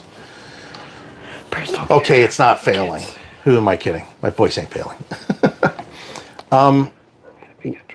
We like this park that we're at. And we actually liked the park, I think it was Orlando. We liked that. There's a few parks that we've gone to. Oh, Fort Myers. There's a few parks that we've gone to that we like how much stuff there is to do outside the gate. I'm telling you, this park, Old Town, is right up the street, and there are so many restaurants in either direction. It's ridiculous. I'm hoping to get you guys some video of this. Sightseeing. I'm hoping to get you guys some video of this stuff on it while we go out on our bikes. or our scooters. I don't know, one or the other. But I hate the traffic. Where we were in Lutz. Oh, even Zephyr Hills. It's just, everything's a U-turn. Everything is a fight to pull out in traffic and get over so many lanes so you can make your U-turn and go back the direction you wanted to go in the first place. I want to know, do you guys know of any parks that are near a lot of things to do? And it's going to be hard to top this one here. I'll tell you, Kissimmee's got a lot. I mean, for God's sakes, it's 4 miles on bike for us to get to Walt Disney World. So put that in perspective when you say, oh, there's plenty of stuff to do in this, Wisconsin or wherever. I'm telling you, this is probably one of the tops as far as I see stuff to do. Do you know where some of the locations you could suggest that there's a lot of things to do, but the traffic really isn't that terrible? It seems doable and easy. I'm just kind of curious. Mm-hmm. Now, in our case, we should be on bikes for the most part to go do this stuff, so it makes it easier. But there's a lot of places you can't do bikes, so you got to deal with the traffic. So that's what I wanted. I wanted to see if you guys had any suggestions. We'll try Ocala North RV Resort. Okay. Well, we're going to go back at some point and read through all these comments and see what that comes, what we come across. But yeah, that's all I had. So you guys can talk with Heidi. What's Heidi got to say? Huh. Watch. We now have 20 minutes of silence. You're the one who wanted to do the live. She'll come. We'll come up with 10 excuses. I'm 20 minutes typing. of silence. There's the second excuse. Yeah. Well, I don't like to ramble on. I don't have anything to say. You got plenty to say. How do you feel about the RV show overall? I'm sick of RV shows. Been there, done that. Yeah, it was really, it's hard when you go to the RV show the same year, whenever you know that new models aren't coming out for the next RV show. Yeah. It's I hate to be a Debbie Downer, but that's a fact. Now, we didn't take advantage of the RV show for all that it had to offer on one aspect. There's like live bands. There's seminars for the campers, right? There's like the things that were okay. But the seminars, right? All the food choices and offerings, yeah, we know everything. We didn't have to go. We know it all. But yeah, it's funny. It's funny how I don't know. We're numb to it. Well, I guess that's it. We are numb to it. We just watched Jerry Maguire the other night, and it's when Cuba Gooding Jr.'s character is talking to Tom Cruise's character, and he's talking about dating Tom Cruise dating a single mother, and he says, single moms, they've all been to the show. They've all seen the puppets and the strings, and they know how it works already. Well, it's kind of us as far as going to the show. We've seen it. There's nothing there that we go, oh wow, that's incredible. It's kind of bad that we've gotten to that point. Full-time RVing. Ask Heidi. We'll have her answer. Full-time RVing, I'll tell you, it's not for ruins everybody. Camping on some level. I read somewhere on somebody's site, and I'm sorry, I'm laughing about it, but somebody said, oh, it made our marriage so much better. Well, I think he did a video on it I was no part of. RVing is not going to make you happy. I think that's what it was about. I did the video. I didn't really watch it, and I don't normally watch his videos. I'll be honest. The color. Are we paused? You guys let us know if we just. Oh yeah, it looks like we are. Well, on here. No, I mean on here we're paused. Yeah. So let us know what's going on there. Yeah. You still see us? Right when I was getting all fired up. Yeah, we'll get Heidi talking about this again. Looks like that no, we're still live. It's just for whatever reason we got a little. Yeah, there we go. We're back. It's up on TV. Go ahead, finish out. I don't even know what we were even talking about. Why didn't you have a mouse again? We were talking about. RVing is going to make you happy. Yeah, and going to make you happy. And my thing was, which I talked about in a video. No matter where you go, there you are. I don't know where your live chat is. There we go. It comes up. No matter where you go, there you are. So if you've got baggage, if you've got problem, if you've got drama, when you hit the road, guess what? You've still got all that. So congratulations. You're not going to get on this road and all of a sudden realize that life is grand. Right. Don't get me wrong. You may get some relief from just, day-to-day pressures and stresses that you had before. But that's what I felt when we were camping. Yeah. When I wasn't at work and we were camping. Yeah. It was like a whole different world. Well, now this is our world. Yeah. And it's not anything like me personally, it's not anything like you'd imagine. Yeah, it's not for everybody. You get a whole another, you get new stresses and but it's not, don't get me wrong, for us, and we had a conversation with John and Colleen. If you guys are watching, hello. Yeah. They were, the only reason their names come off the tip of our tongue right away is because we had just talked to them before we left. At Forest Lake. At Forest Lake, right. Mm-hmm. And I don't know where I was going with that. What was I saying to him about that? About making people about making you happy? No, about wish I could rewind it. It was something about what I was talking to him about. And, I know what it was. Heidi and I... Oh, that's so true. Heidi and I thrive as a team when we have a little bit of a challenge put in front of us. Yeah. We make a good team. She can handle me barking orders, and she follows through. It's like, it's perfect. Because I can focus on, I can put together a plan in my head. She can keep me grounded with some of the stuff that I'm coming up with to fix whatever it is that we're doing. And I can also give her tasks that support whatever direction I'm trying to put together in my head. I don't know how this sounds coming across camera, but I mean, I'm being brutally honest. She is a good filter. She's a good sounding board. She has good input. I have a tendency to have a bigger picture plan and be able to project and imagine it a little bit more than she can. She's more implementing it than I am. But anyways, now that we've been on the road, the challenge is not really there. We're just living.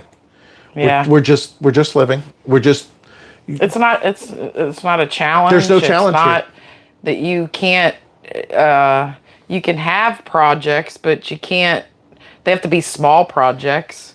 Well, no, I mean, just a challenge in general. Well, I mean, the hardest challenges that we have on a daily basis is making sure the RV's all tip-top shape. Yeah. There's routine maintenance and stuff we have to do. Getting Vehicles. To and from. Make sure the vehicles vehicles are good. Yeah. Make sure we're in good position. Keeping supplied, keeping healthy, following through with videos and stuff, and getting to our next place. Actually traveling, negotiating, and getting to our next place, and making plans to have a place to go. That's about it. What we found is we really like, and Heidi will agree with this wholeheartedly,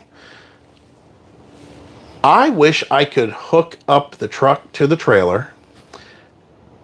And quite honestly, I think I'd rather it be a travel trailer, because then I could keep everything locked up and dry in the back of the truck.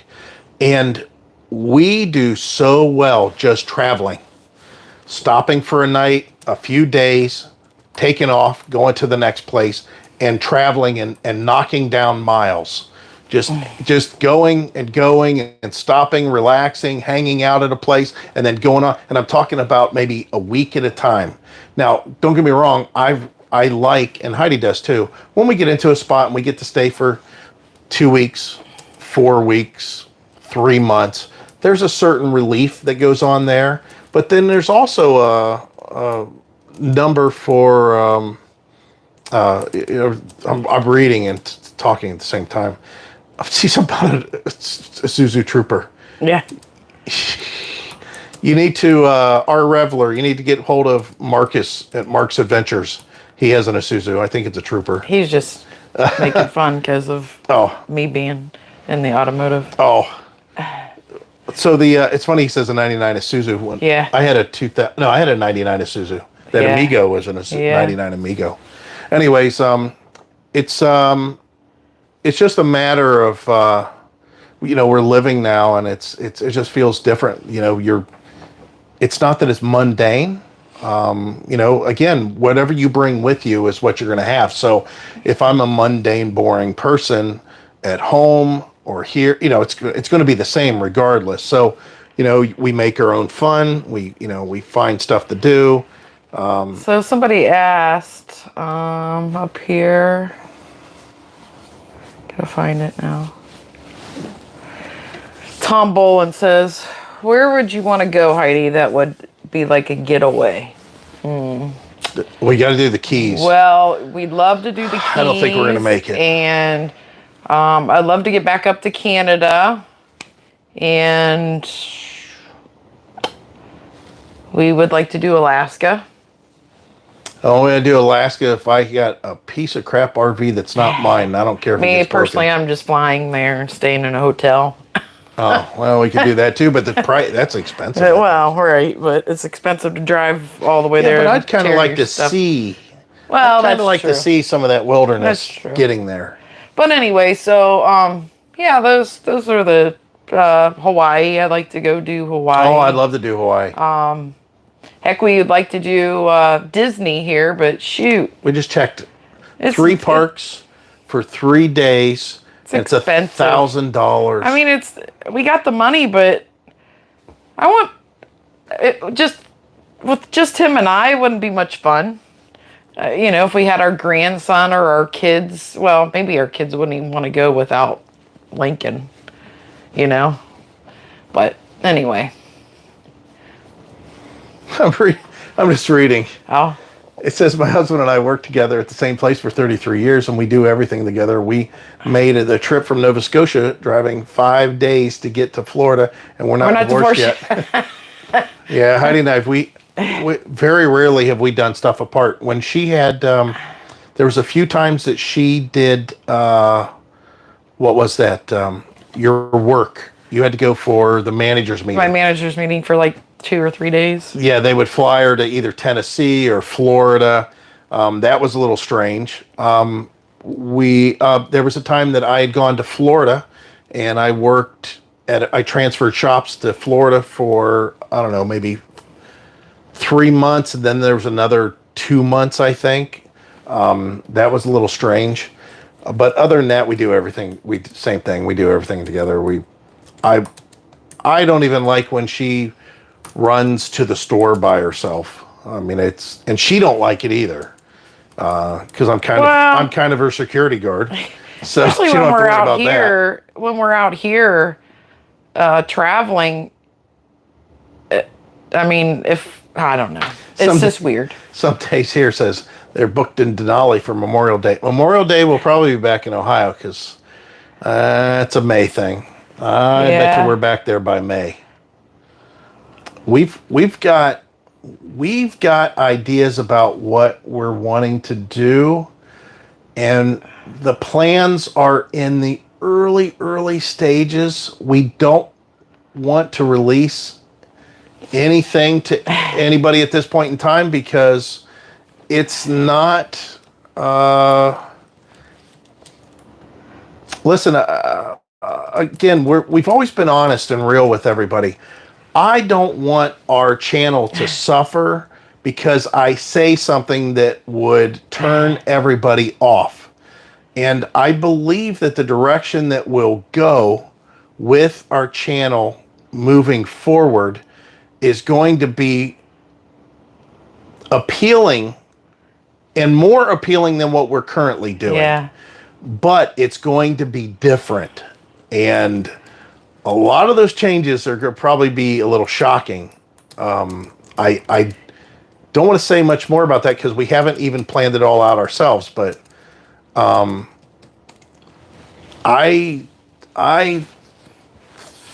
don't know. I think that we're going to see.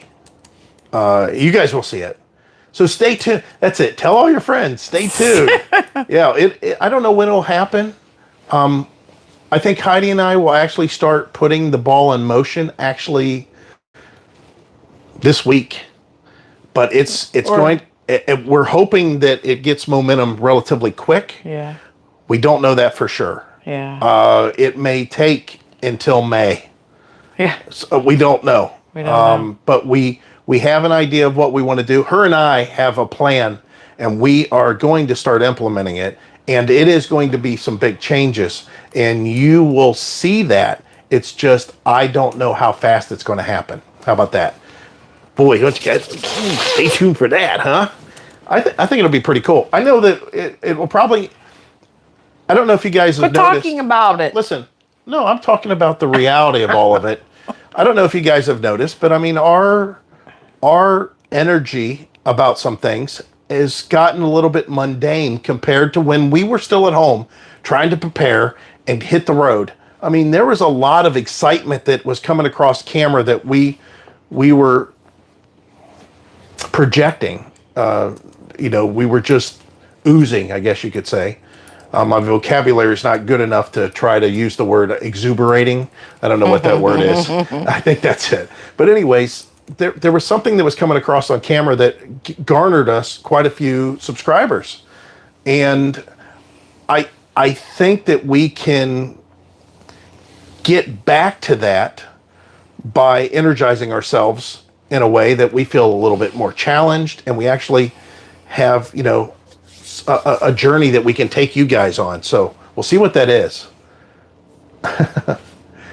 Frank says, maybe you can come down the Lake of Dreams meetup. What is the Lake of Dreams meetup? I don't know. I just told him to send it to. We're changing. He says ignore that because you're We might funny. even release a new video following the Fitches. Cruises Yep. so much fun. I still remember your downsizing, your inspiration to get rid of crap. Yes. We need to do a little downsizing. Again. Yes. Our rebels. Of different stuff. Riding the teacups over and over again gets you $1,000 worth. Yeah. Yeah. Now, for me, there would be a lot of, I've talked about this plenty of times. I grew up in Florida. Back whenever all your rides, you had a ticket book. That's where they get that E-ticket ride. You had A, B, C, D, and E rides. Anyways, my grandmother would take all of us grandkids and all the families. We'd all go to Walt Disney World back in the 70s when it was cheap. It didn't cost an arm and a leg. And there's so many things that I saw up until 77 was the last year that I went that I would like to go back and see again. I'd love to see the Hall of Presidents. Of course, there's a lot more now. I'd love to go to the GE Carousel. I'm very very disappointed that Mr. Toad's Wild Ride is gone. Even though it's such a cheesy ride, I'd love to go do it again. I'd love to go do the Pirates ride. I'd love to go do Small World. I'd also like to do the one that used to be by Pan Am. I can't remember what it's called. Maybe you guys that know Disney can remind me. It's the one that at the beginning of the ride, you're riding in the little thing and you go through the globe or the world. They got a hole in it and you drive in it and then you're skiing and they up and away. That was the song that was playing back then. That was the song they used. Anyways, I would love to go do that stuff again. I'd like to see some of the rides. I would not do any of the rides. I wasn't a big ride person, but I think Heidi would kind of hate it on some level, but also like it. I like walking around, and those rides that he's talking about. No, give me some roller coasters or something, because you want to the rides you want to take are movie rides. Yes, they are. Like I know the you Pirates will, of the 'cause you Caribbean. don't- Oh, you Peter don't- Pan. Yeah, you don't I'd like like. to go do I Peter don't care Pan about again. the stories and stuff. Just put me on a roller coaster or something fun. I don't know if it's called Around but I don't know the if World. I could do that. Oh, she would like it. She would No, definitely no, like I'm it. saying I don't know if I could do the roller coasters in the world. Oh, right. With my Now, heart. listen, on one of them, it is still, I think it's, one of them has a little flume drop in it. Yeah, I don't know if I could do that. No, it's I not bad. I'd have to try it. It wasn't bad, I don't know. but I would I like mean, I to feel do fine. that. I would like, They had paper fast. we could do that. I mean, we're still here. Use your tickets. Yeah, I remember about the ticket books. Isn't that funny that, yeah, those ticket books, I remember the cool thing about them is Oh, man. you know, we would all go. My grandmother had a book. She'd buy them reduced, you know, on sale or whatever. There's people that sold them. And then if we did whatever we didn't use, she would just keep them for the next time we went. Yes, Brenda, we are going to go to Disney Springs one day and eat food. What's Disney? Oh, Oh, it's just like a shopping and food place, and it's free, minus the food you buy. If you had a Delta Dream flight, it was gone. it wasn't Delta. It was Pan Am back then. I'm pretty sure it was Pan Am.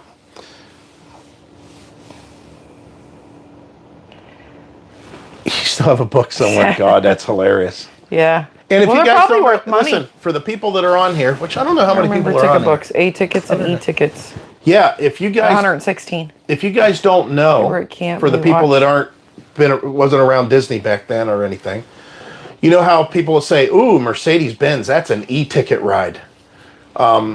That's where it came from. Those books had rides that were different letters, and the higher the letter, I guess you could say, the later the letter.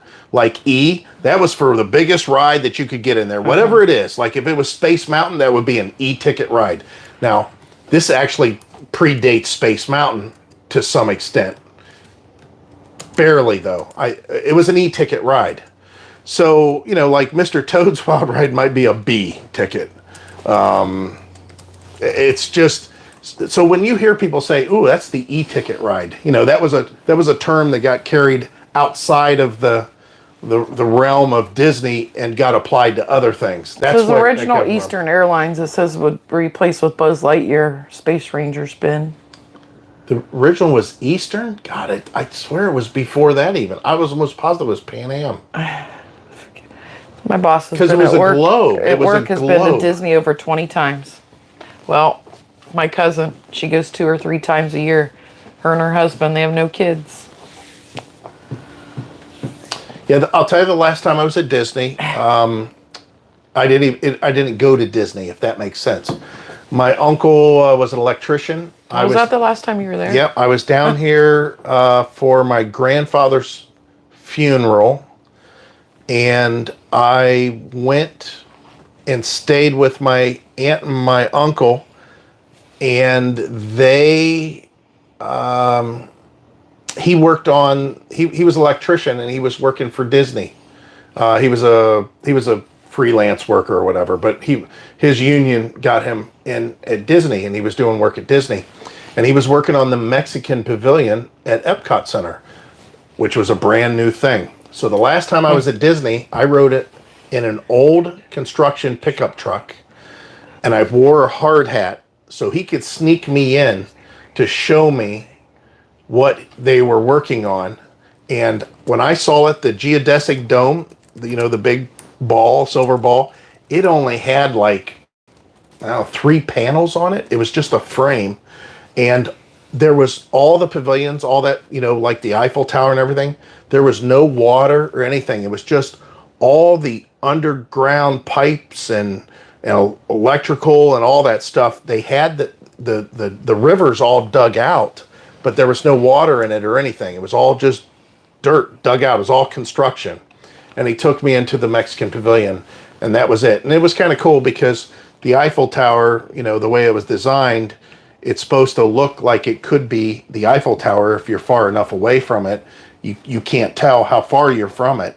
But because of the way that they were building everything at the time, you know, it just looked like a cheap version of the Eiffel Tower just stuck up there. So that was the last time. That was the last time we went. And again, I didn't really go. I kind of got Well, hopefully in Snuck the in next there. couple years. We'll take I don't Lincoln. know. I'll get bored by next week and I'll drag Heidi over there for a day. We'll go to Magic Kingdom. I still have a couple of Disney coins that I actually purchased to replace the original ones, which I paid a lot of money for them on Yeah, eBay. we don't need to go to Universal. I've been there 3 times. I've never been to Universal. Oh, It was way that's before funny. that. Yeah. Yeah, that's the only part of that I've been to. Yeah, I had these coins that they were all bronze and they had like, Don't you still have some? yeah, one was the Pirates of the Caribbean. The other one was Magic Kingdom. It has the 5. It's like a pentastar with a circle in it. It shows all the different parks in that. And if you look at the map, the Google map from up above down on Disney, you'll see that same like pentastar looking shape on that. And I have that, like I said, on a coin. Are you guys at Tropical Palms? Yes, we are. Oh, you, Jen B says, because Yeah. I am. Yeah, I don't even know our site number. 738. Yeah, 738. Yeah, we got, Yesterday. part of 1,000 Trails. We've had this reservation now for over 3 months. Yeah, definitely over 3 months. It was 3 months 2 days ago. Yeah. Because Yeah. that was our window of Yeah. booking it. Yep. So we're just here for a couple days, though. Or couple weeks, sorry. Yeah, just 2 weeks. Yeah, That's just a all I couple had weeks. available. Yeah, it's nice. So far I like the park. I like the way it looks and everything. It's different than any of the other Encore parks that we've been to. Yeah. It really is. It's kind of it puts you in a good mood. It's kind of even though it's not. It seems like a real cheap extension of Disney somehow. Yeah. All the little vacation. Oh God! What do they call them? What are they? Not sandcastles, cottages, the cabins. Okay, yeah, they're we'll call them cabins, but they're all pastel colors, and they're all clean, and it's not dirty here. It's really refreshing. The landscaping is we'll definitely show you. Yeah, I don't like that the dock area was all. Well, that's because they need to replace it. They probably are trying to come up with some money. Following the Fitches says, where are you staying in Ohio in May? It's to be determined. Yeah. We have no idea. We don't know what. Let me say I'm trying to say it without saying it. We don't know what we're going to look like at that point. Let's say that. And I'm not talking about plastic surgery. Yeah. We don't know what our situation is going to look at that point, and that'll determine what's happening in May. Yeah. Seems that if you want to visit with an RV, yeah, I agree. Fort Wilderness, definitely, by far, definitely. However, this campground, like I said, gosh. it's only less than 4 miles. yeah, we can ride our bikes over to it. Yeah. Not an issue at all. So, and the fact that here's the difference. Fort Wilderness, you pay. I don't pay for this. Mm-hmm. This is part of 1,000 Trails. Thank you, Daniel. Really appreciate that. What's that? What did he say? We got a super chat. Did we really? Yeah. Oh. Thank you. Oh my God, we're going to Disney. Yeah. Everybody, follow his lead. We're going to go to Disney. Oh gosh, that's too funny. You're not staying in the hayfield again? No, probably not. Matter of fact, I don't think we can. It's got sold. It got sold. Yeah. Which we talked to the owner. So that we knew it was up. There'll be no more good deals. We don't know what's going to happen there because I bet you they sell off that over there. that section. I'm telling you that. I mean, it was a good gig. Minus we couldn't go back there because the internet was so terrible. Oh, we will not go back there because of just the internet. Yeah. I could not do that again. Yeah, it was. The internet was just terrible. Yeah, that's awesome. I can't believe you got a super chat. That's cool. I forgot that super chat even existed. Yeah, to tell you right? the truth, it's been so long. Well, yeah, it's been 3 months. Yeah, since we've been on a chat. Yeah, that's awesome. We really appreciate that stuff, and it feels weird to us on some level. Even Herbie and a couple others, Our patrons. our patrons. We really appreciate Herbie, Amy, Debbie, and Roland, Merle. Yeah, and Salem. yes, and it seems odd that we have Daniel watches all patrons. our videos. Look this up, and M23 meetup. Well, wait a minute, Frank. Wasn't there a M23 meetup? Does the M stand for Michigan? And was it in September of last year? So I'm thinking that we were part of, Herbie was part of it and he invited us over. And I thought it was called M something. Yeah, I don't know if, I think it was Michigan. I mean, I could be wrong. But anyway, my back's hurt. Hello. Yeah, well, I got one. Here, wait a minute. behind me. Hold on. Here's another pillow. Lean up.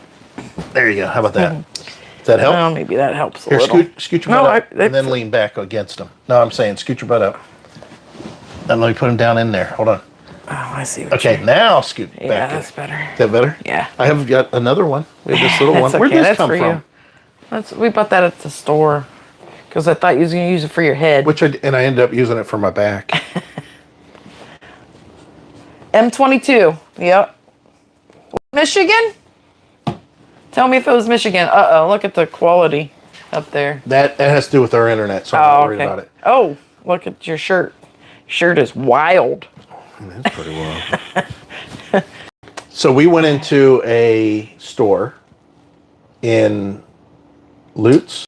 It was a Goodwill. We went into a Oh, no, it was thrift store. Was it Lutz? Okay. Yeah. And they had the biggest selection of double X crazy Hawaiian shirts that were pretty darn good quality. And quite honestly, I have so many, I couldn't think of a reason why to buy anymore. How many do you have? 17 of them? Yeah. Or something like I have that? a lot of these. You guys don't see, I have a tendency to wear the same ones. Well, no, they've seen you. I looked yeah. at the pictures of the live chat. It looked like you had different shirt on. I wear the same shirts more than he does, it seems like. Yeah. Michigan state highways are typically designed to M something, if not part of the National Highway Network. That's cool. Every state has their, like Indiana is real weird. I don't know. My sister, I forget how their roads work. They're really weird. So what do you guys want us to talk about? Yeah, what do you want got to our talk about? You got our ears. we're here. We've already covered all the topics we really wanted to cover. So, oh my God. Thanks, Salem. All right, we're going to Disney. Everybody, we're going to Disney World. Yes, now that's M22 and now M23. Got a super chat. I don't have my phone. It's up there. Oh, beep, beep, beep, beep. I don't can't have do that it. on my phone. Yeah. I used to do that all the time. That is awesome. You can afford a bottle of water there now. You're probably right. I wonder if are you allowed to bring in water or probably not. It's probably like the airport. They get you in. You can buy all the food you want, but then when you go to security check in, you got to throw your $6 bottle of water out. I think that we probably want to go for the reason that Heidi knows, and she doesn't disagree with this at all, because we've done it in the past. When we first went, No, that's hilarious. I get them from this place in India. I'm telling you, it's so cheap and they're so nice. Rima. I was going to be an affiliate at one point, But then you have to buy. Yeah. We have to carry the stock, and we don't have. They come in the mail. They're slow boat, and they come in these nice folded packages. But anyways, yeah. Getting back to what I was saying, of course, I'll have some background to this. Heidi and I, when the kids were little, Heidi wanted to go to Myrtle Beach, and when I've talked about this in the past. I hate if I'm rehashing this and you guys have heard this before. I used to bowl a lot. I bowled in a lot of leagues and a lot of tournaments. I was a non-touring pro bowler in the 90s when Heidi and I had been married for a short time, in the early 90s. And then after that, I just bowled an incredible amount of time. When the kids were born, which would have been 96 and 95 and 96, when they got to be a little bit older, probably 5 and 6, something like that, we used to go to bowling tournaments, a lot of different bowling tournaments, obviously, state tournaments, different city tournaments. And it was always usually a couple day events. You know, it's just not one day. It's usually a couple day events. So what we would do is we'd load the kids up and the stroller and all that stuff, and depending on what vehicle we had at the time, it's either the Lincoln Town Car or a minivan, one or the other. And I wanted to make it like it was a good vacation for them because they didn't want to go bowling. They didn't mind going to the bowling alley and watching. They just knew there was a good chance I was going to come back with a bunch of money after I spent a bunch of money. But they wanted to basically have a good time, you know, on this little getaway. So we would always book like hotels with jacuzzis and big swimming pools and like jacuzzis in the room. It was always like little getaways. And Bed and breakfast. Bed and breakfast, right. Yeah. So what happened was when we did, Heidi booked a bed and breakfast. And as soon as I heard that, I don't know if you guys have that same thing that pops up in your head. When you hear bed and breakfast, what do you think? Old Victorian home, or old, you know, home from the 20s or whatever. And it's all wood floors, a poster, you know, a 4-poster bed, a radiator heater, you know, a big breakfast, a big common table that, you know, they cook your breakfast in the morning, that kind of thing. I just pictured that it was something, but she told me, hey, I booked a bed and breakfast for this next tournament down in Columbus. And I'm like, oh, again, that just popped in my head. Yeah, old ladies with cats, just crazy. So I kind of gave Heidi the business about it. I'm like, oh, I don't want to stay in a bed and breakfast. This place is going to be horrible. I mean, I wanted to go to a nice hotel, you know, that's just, that they cater to you. So whenever I get off of, you know, my first shift of the bowling tournament for the first day, that I can come back and maybe jump in the jacuzzi, the jacuzzi in the room, or the hot tub in the room, or the jet tub in the room, or whatever, and just relax. And she said, no, it's supposed to be really nice. I read the reviews. So I started reading through the reviews, and it's had a 5-star restaurant in the downstairs. Like, okay, this is a little bit different than I expected. And it was included in the price. And it was included in the price. And I'm like, okay, let's see what it's like. And I got there. First of all, when we got there, I got all these bowling balls and crap.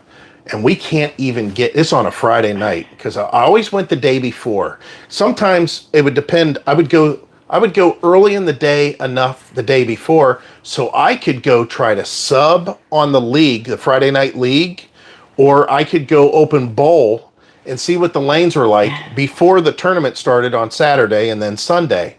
So it's Friday and we get into this place and we can't even hardly get through the door of this place. And it's because there's a guy sitting there like a maitre d' and he's trying to seat people and this place is packed. So this downstairs restaurant is nice. It's very nice. And we go up to the room, and it's a beautiful 2-bedroom room. The kids have their own room. We have our room. There's a jacuzzi hot tub in the room, the whole thing. We get up the next morning for breakfast, and they are like preparing the breakfast. Like, our son was really picky eater.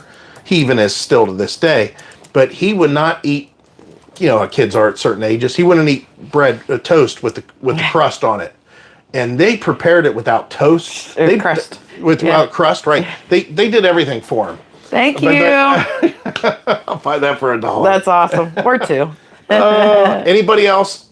Our Reveler knows. I know. Heidi don't. I want everybody to comment on why I'd buy that for $1. What movie that came from?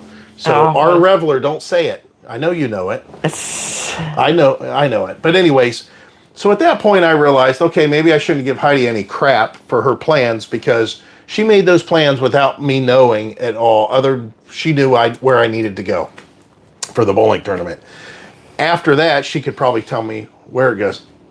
Oh, Hervey knew.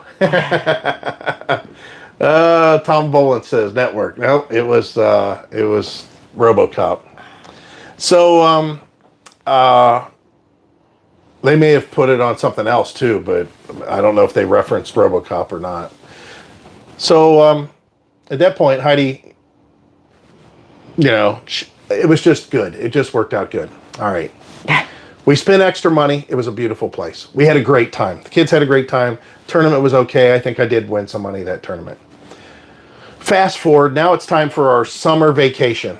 you know, and we had been doing little trips here and there. I think we went to my parents in Florida at one point for 2 weeks. You know, we've done different things. However, this time Heidi was going to make, she did it pretty much on her own. And she made reservations at this hotel in South Carolina, in Myrtle Beach.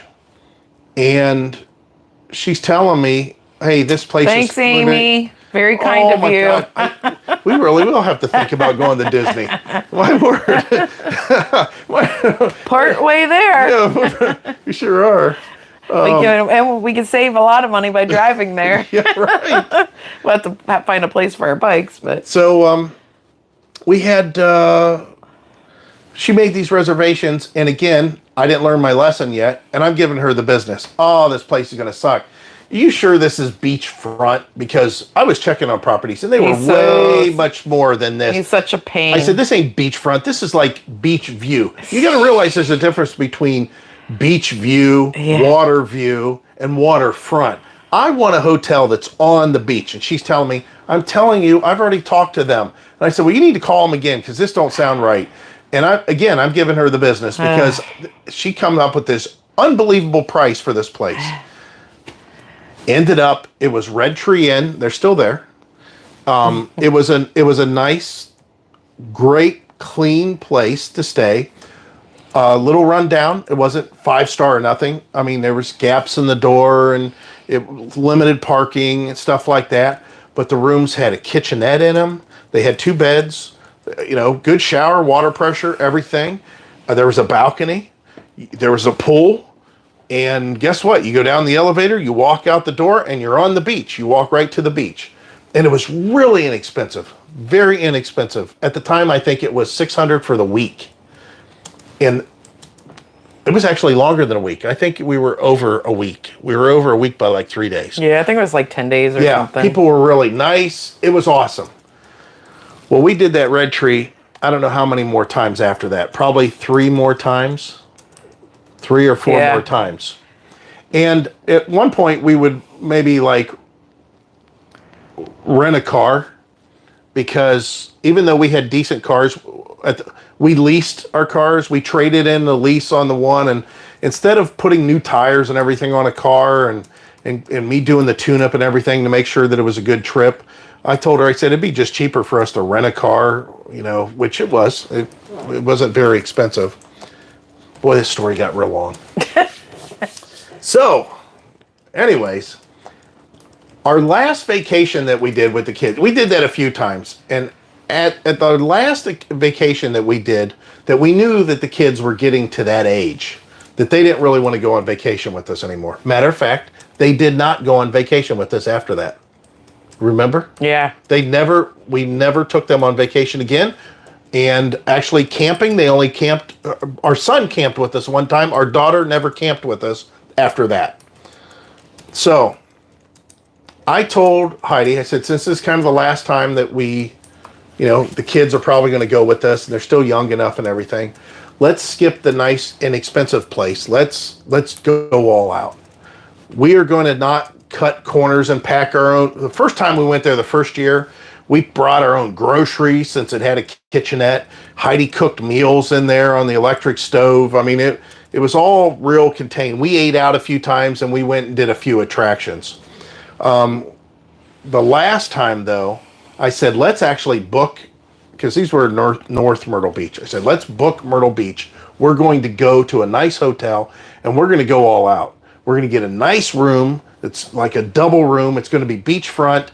I'm going to pay whatever it takes, and we're going to let the kids determine and go do whatever they want. If they say they want to go see this show, we're going to go do that show. If they say they want to go shopping, they're going to go shopping. If they want to buy some stuff, we're going to buy that stuff. And it cost us about $4,000 for that 10 days for us to go do that vacation. One of the best vacations that we ever had there.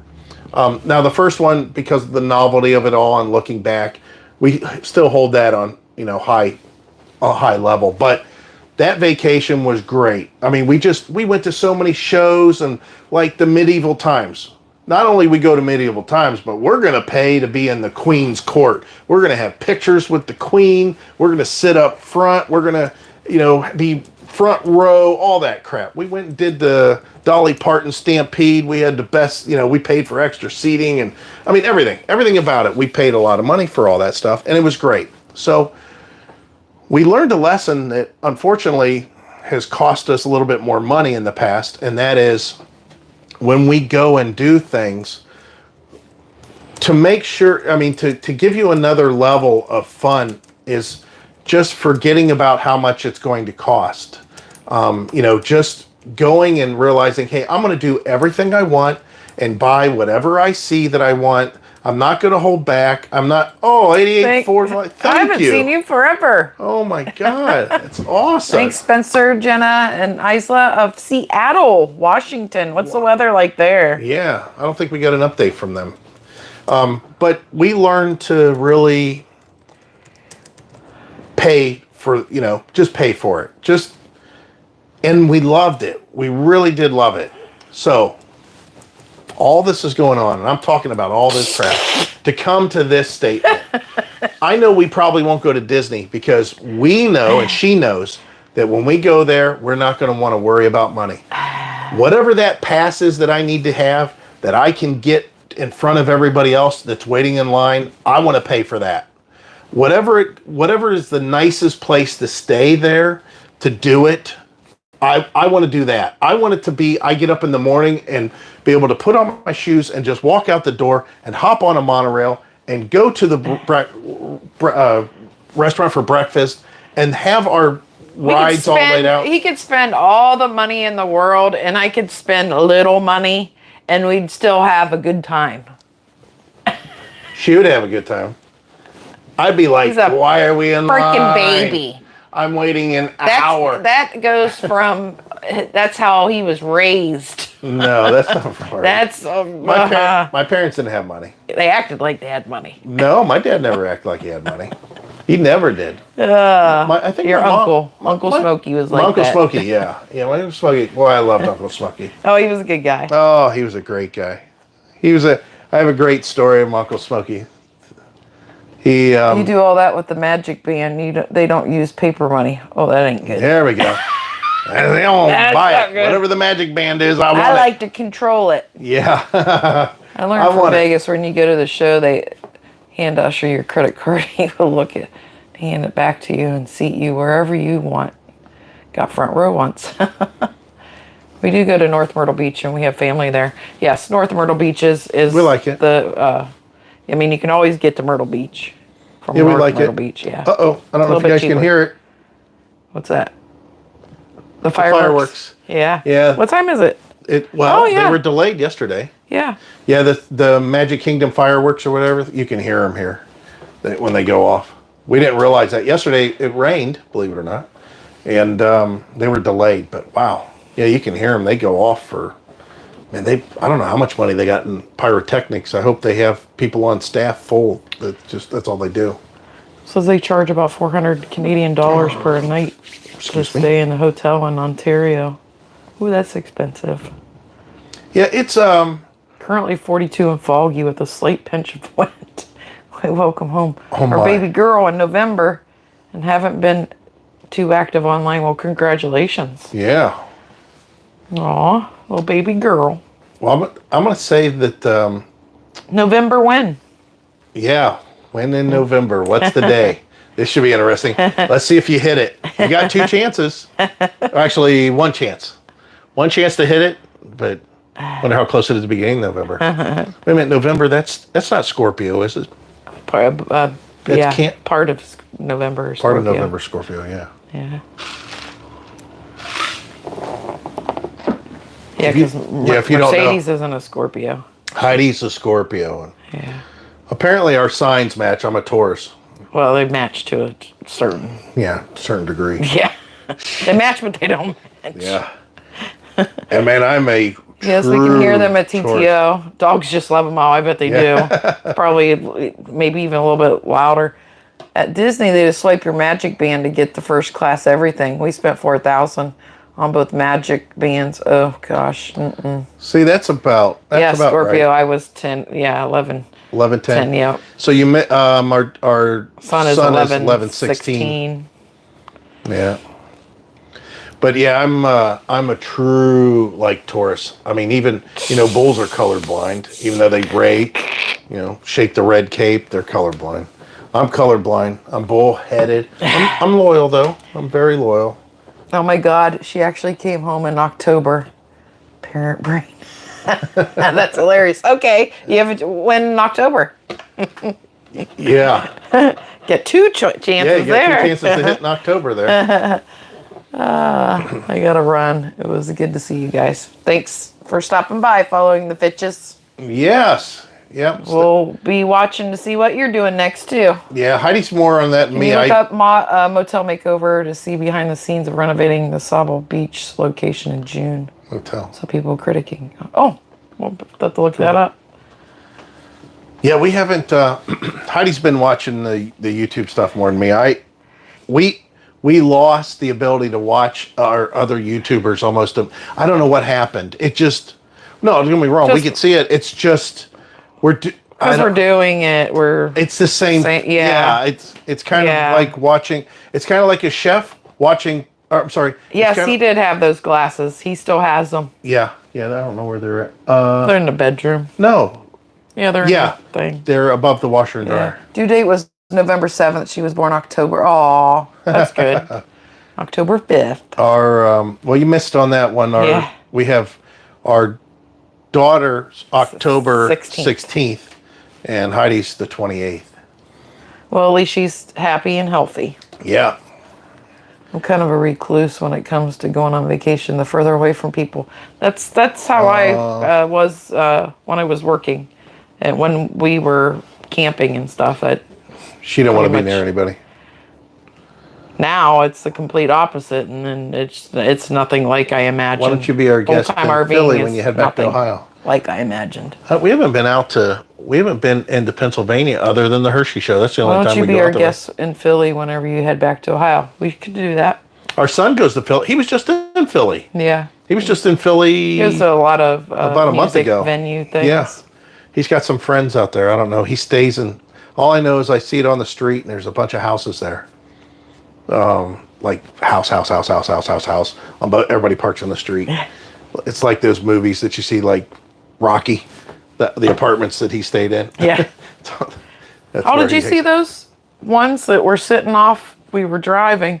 They were sitting way off the road, and they were big lines of them. I don't know, about 6 or 8 of them. They're all together, and they had 2-car garages. Oh, wait a minute. Maybe I did. See, this is what sucks about our situation. We don't ride together anymore. So yeah, I'm driving I don't know if I have it on video or car. not. It sucks. Yes, Seabus. Bliss.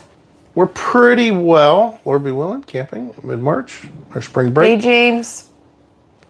How are you?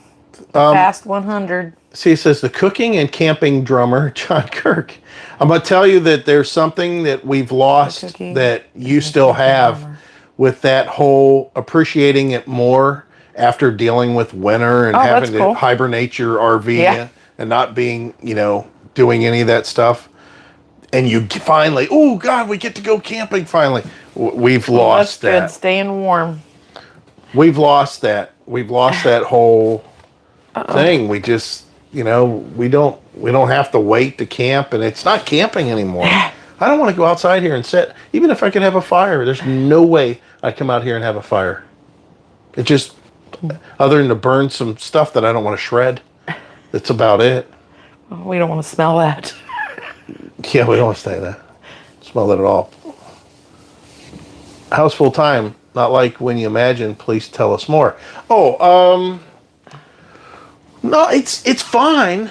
It's just, it's okay. For example, how's living in that house? It's not like what you probably expected. What is it you don't really care about it? There's nothing specific. You're going to continue to do it. For us, there's nothing specific. We can continue to do it. We just kind of, I don't know. We do have voice activated walkie talkies, but we don't use them. We do use them as push button. Cool though. Yes, we do like the fire. Yeah, the fire pit. Yeah. But we just couldn't drag it with and us. that fire table too. Yeah. But the whole thing is it's just different living. There's nothing wrong with it. It's just we're not spending any more money. We're not spending any less money. It's just like saying, okay, well, why don't you want to live in the city when you can live in the country? Or why are you moving to the city to the country? Or why are you moving from the country to the city? It is just different. It's not bad. Yes. I'll tell you who it's bad for is the people that actually think there's something tangible that it's going to be incredible. I didn't think it was going to be incredible, but I thought it was going to be way different. She thought it was going to be vacation mode. No, I thought it was going to be people oriented, and it is the complete opposite. It's not. People do not go out of their way to talk to you. I thought that I was going to be making something in my RV and taking it to the clubhouse. That don't happen. The only way that works is if you're in a community. I guess so. Of the right age. Yeah, right. And we're in an odd age. Yeah. For RVing. We're not old enough, to tell you the truth. We're not old enough to be. Not that we didn't enjoy ourselves, but we're still enjoying it. We love the travel part. The living part I could do without. Well, what she's describing is she thought it was going to be this camping, everybody want to share their recipes and have get-togethers and nobody even talks to each other. I talk to my neighbors back home more than these RVers. And well, even if we talk to them though, it's not the same. Yeah, I know. We don't. For us, we're kind of outside of this window of we're not weekend warriors. We're not permanent to this area, so we don't. Yeah. Although a lot of these people will encompass us and make us part of what they're doing, to some extent. For example, Okeechobee. Okeechobee was probably one of the best places we stayed because of the people. Right. We had a get-together every day. That we had the Super Bowl party. We had a Christmas party. We had a New Year's party. Yeah. Everybody brought food. Yeah. We all hung out with each other. Yeah. We got invited to because it was a small little group and we had all common interest. And we were there for a period of time. It was only a month, right? We were only a little over a month. Yeah. No, it was a month. A month? Okay. Maybe it wasn't even a month. But no, because we did Christmas. It was 3 weeks. New Year's and they cut us a deal. Super Bowl. Remember? They cut us a deal. Okay. Yeah, that's right. Christmas and New Year's is it's 10 days. This is different. I don't know about the whole RTR. That RTR is a different group of people. I'd like to do it once. It would be cool. Be out in the desert with all that dust. Well, yeah, see, I don't really want to boondock at any level. I don't really care to boondock either. Maybe one night or maybe 2 nights. We could boondock. Listen, I think we could boondock comfortably for a week. I feel doing it comfortably for a week. But the RTR is a little bit more crude, I guess, than what we're used to. I'll tell you what we like. We like moving into an area that's got a lot of stuff to do. That's okay. You can ask Heidi these questions, and I'll ask her. We'll see if this is true. When you think of the ideal, can't let her finish typing because she can't listen to me and type the same time. I can. You just don't think I do because I'm supposed to be looking in his eyes. Yeah, with full attention. Okay, so answer me this. When you look at campgrounds, if you were to look at them on a map or something, what would you look at and as far as the amenities, what do you look at and say, God, this looks like a really good one to go to? If there's stuff at the actual park, like, all right, we had a good time at that park that got sold that had the restaurant, the bar. Oh, yeah, that was a good one. That's a good one. Why else, though? Name the other reasons why. Well, the ocean was it's across the street. Yeah, and how do we get there? On our bikes. Right. Yeah, so I mean, she's describing a place that is in a pretty congested area. It's got a restaurant on site. You hop on your bikes, you go across the street, you're at the beach. I mean, does this sound familiar? This sounds awful familiar to Vero Beach. Yeah. Why we were at that park so many times. Where most people, whenever they're thinking about, oh, I want to do, I want to go out and I want to be out in the middle of nowhere where I'm just by myself and maybe a couple other people where there's no noises, there's no lights, I don't have to worry about traffic. I don't want to, and all I can think about is what happens whenever Heidi, I could see that she really don't want to cook spaghetti for the night, and I can't Uber, or, Uber Eats, which you guys don't do Uber Eats, they're a ripoff. All the other ones are too, but I suggest you don't do Uber Eats because they're a real ripoff. I'll tell you that story in a bit. But anyways, I can't say, oh, let's just DoorDash tonight. Hey, let's have a pizza delivered. Or, hey, let's ride our bikes to go get our groceries so we don't have to take the truck out or we don't have to drive or whatever. I think that the RTR would kind of fit that bill, and boondocking, fits that bill. Most people want to go out camping out in the country, away from everybody, private, quiet, build a fire, walk around in your underwear. It doesn't make a difference. I understand why they want to do that. It's a nice thing to do. It's just we like to be planted in the middle of a lot of stuff. And I'm telling you, this park is probably the most, listen, if you guys don't know, we're in the Kissimmee Park here. It is right off of a main drag, obviously. Mm-hmm. Traffic everywhere. Disney's real close. Restaurants up and down the thing. They got a whole food truck area. I mean, it's kind of, you just have to see it to understand it. Again, I'll try to get some video. I don't know if I'm going to be able to cover it, though, where you can really understand it. So, when you pull into this park, it's kind of tropical, which doesn't make any sense because you're in the city. I don't hear a lot. I mean, we don't hear sirens that often. You can hear them, but helicopters and planes occasionally. The park is very park-like. A lot of nice grass, sidewalks, trees, all that stuff. And I'm going to tell you, we went on our bike ride the first day we were here or the second day? First day. We just got here yesterday. Okay, first day here. How many deer did we see over there? There was 2 of them, and did you see the cam this morning? Okay, Heidi's talking about the camera. I'm talking about when we drove. There was just 2.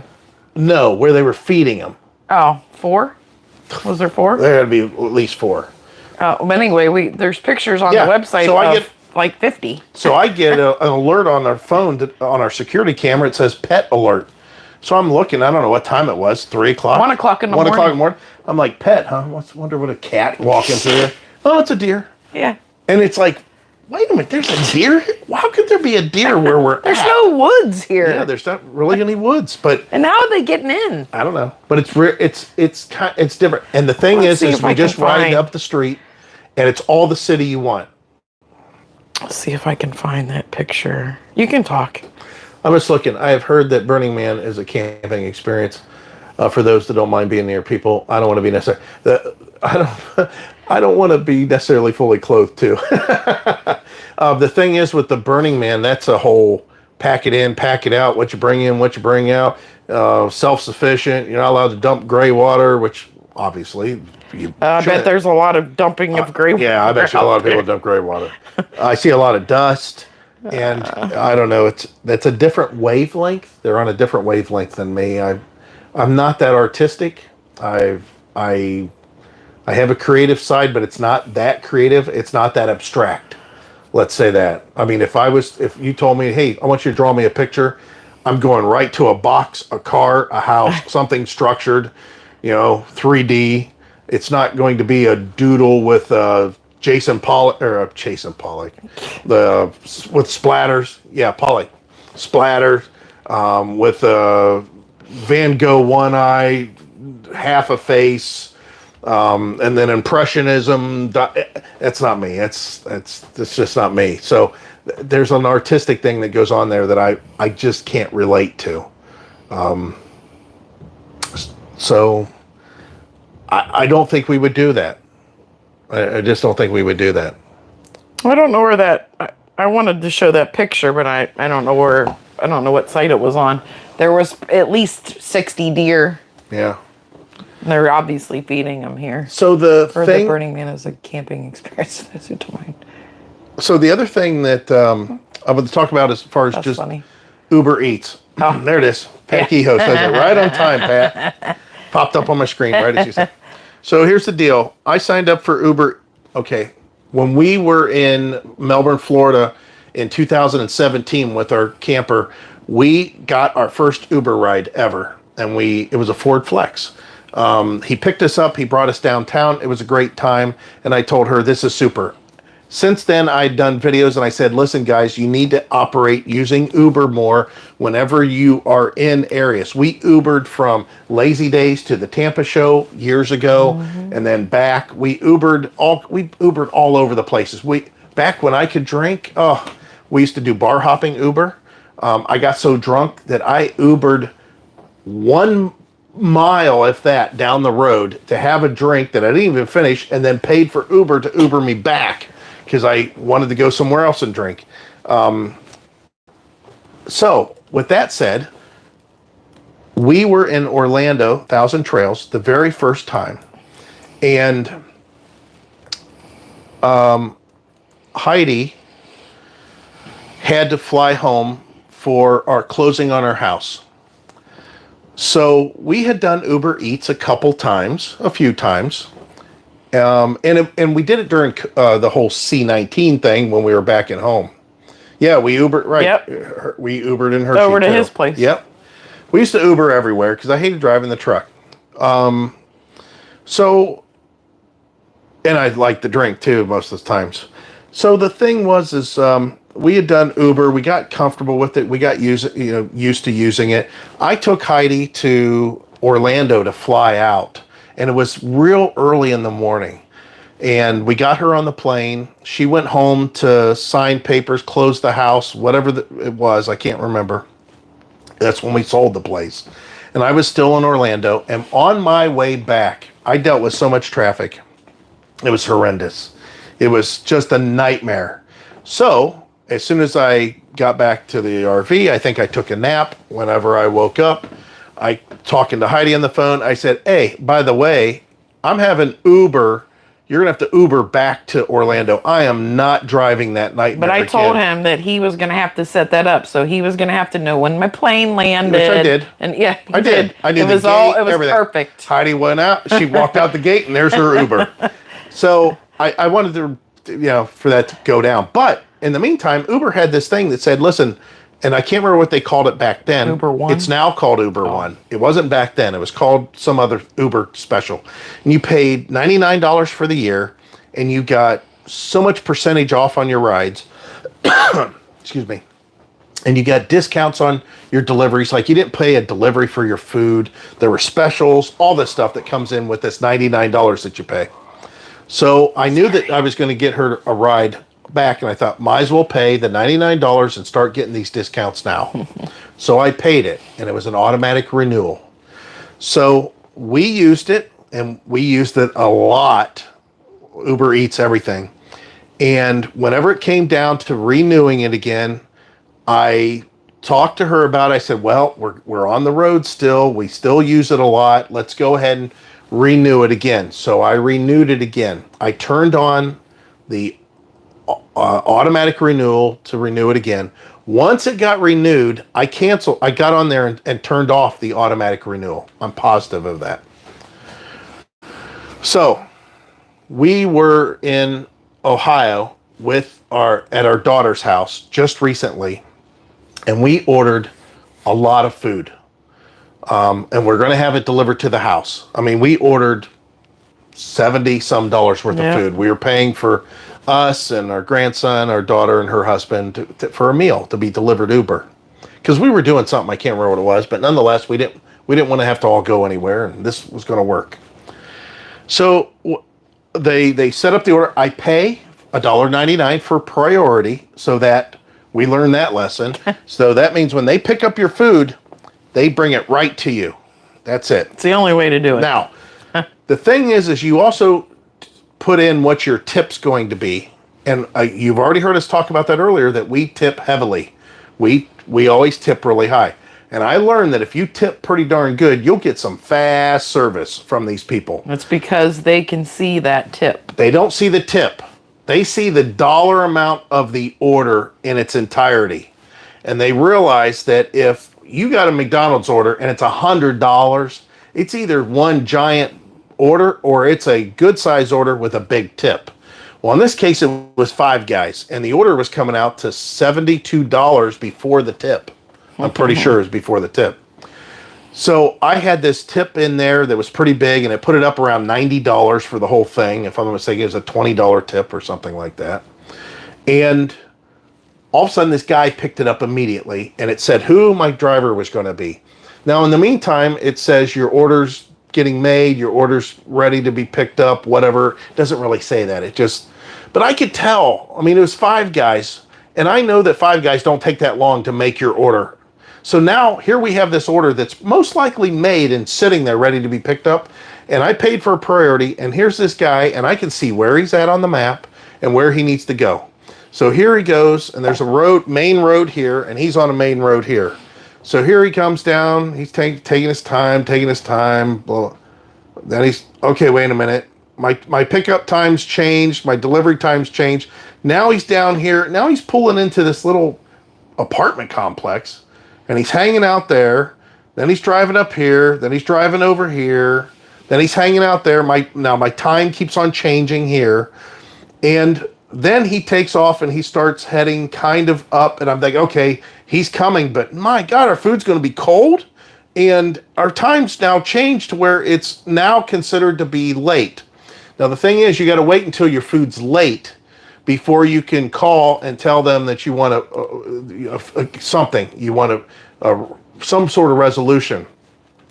Well, then the ETA changed again, and instead of him heading up this main road that I just talked to you about, he's starting to go up this way again. And we're not talking about an area that's confusing. We're talking about two main state routes, and they are wrong. They're just wrong. I don't know. I think what they did is they are also delivering for Lyft or some other DoorDash or something, and they seen the size of the order, and he's like, God, I got to take that one, and we'll just deal with it if it's late. You know, if it's late, who cares? They see their tips.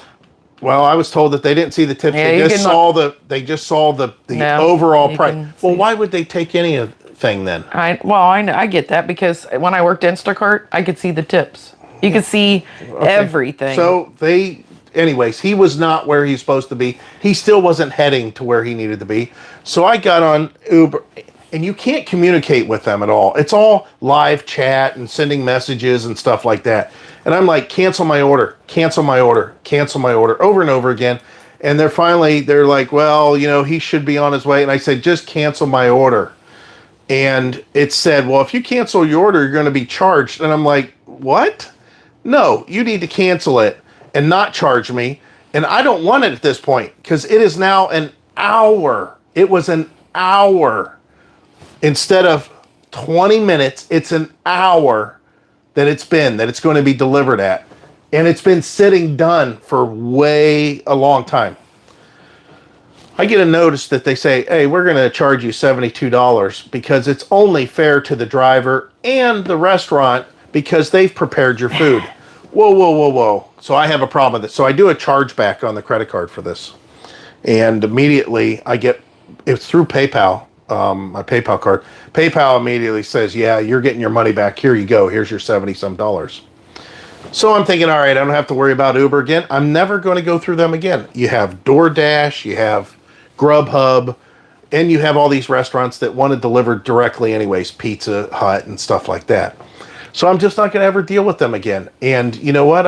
If I can help it, I'll never take their rides. I have a Lyft account. I don't have to do Uber anymore, even though I've done lots of Uber rides. I mean, lots. So we get a notification that says, you know, this is like 3 weeks later.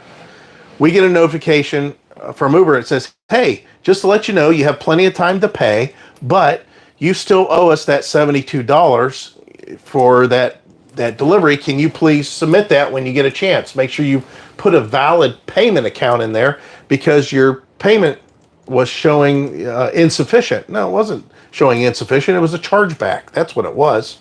So I thought, you know what? I'm not dealing with that. I'll just ignore it. Well, then I got a notification a week later after that. It said, hey, we're getting ready to recharge your Uber One account $99 for your renewal for your year subscription to Uber One. I'm like, whoa, whoa, whoa, wait a minute. First of all, I don't remember that box being checked. I'm positive I turned it off. I'm getting older. Maybe I missed that a little bit. Nonetheless, I'm going to contact them right away. Go through the chat, everything. And I'm screenshotting and capturing my screenshots on my phone. And I get hold of this guy and he says, hey, I see what you're talking about. I see that it's still pending. Let me go ahead and get this canceled for you.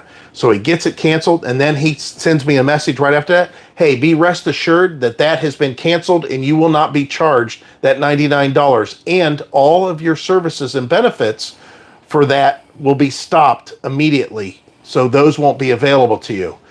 And I say, thank you. And he says, great, have a nice day. So I go to my bank account because that one is actually attached to my bank account because at this point I have canceled all of my payment options. And this is a bank account withdrawal that was done a long time ago and they've already attached it. And I see it's pending.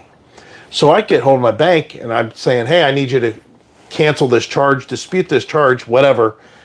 This shouldn't be going through. And they said, well, it's a pending charge. There's nothing we can do about that until it actually goes through.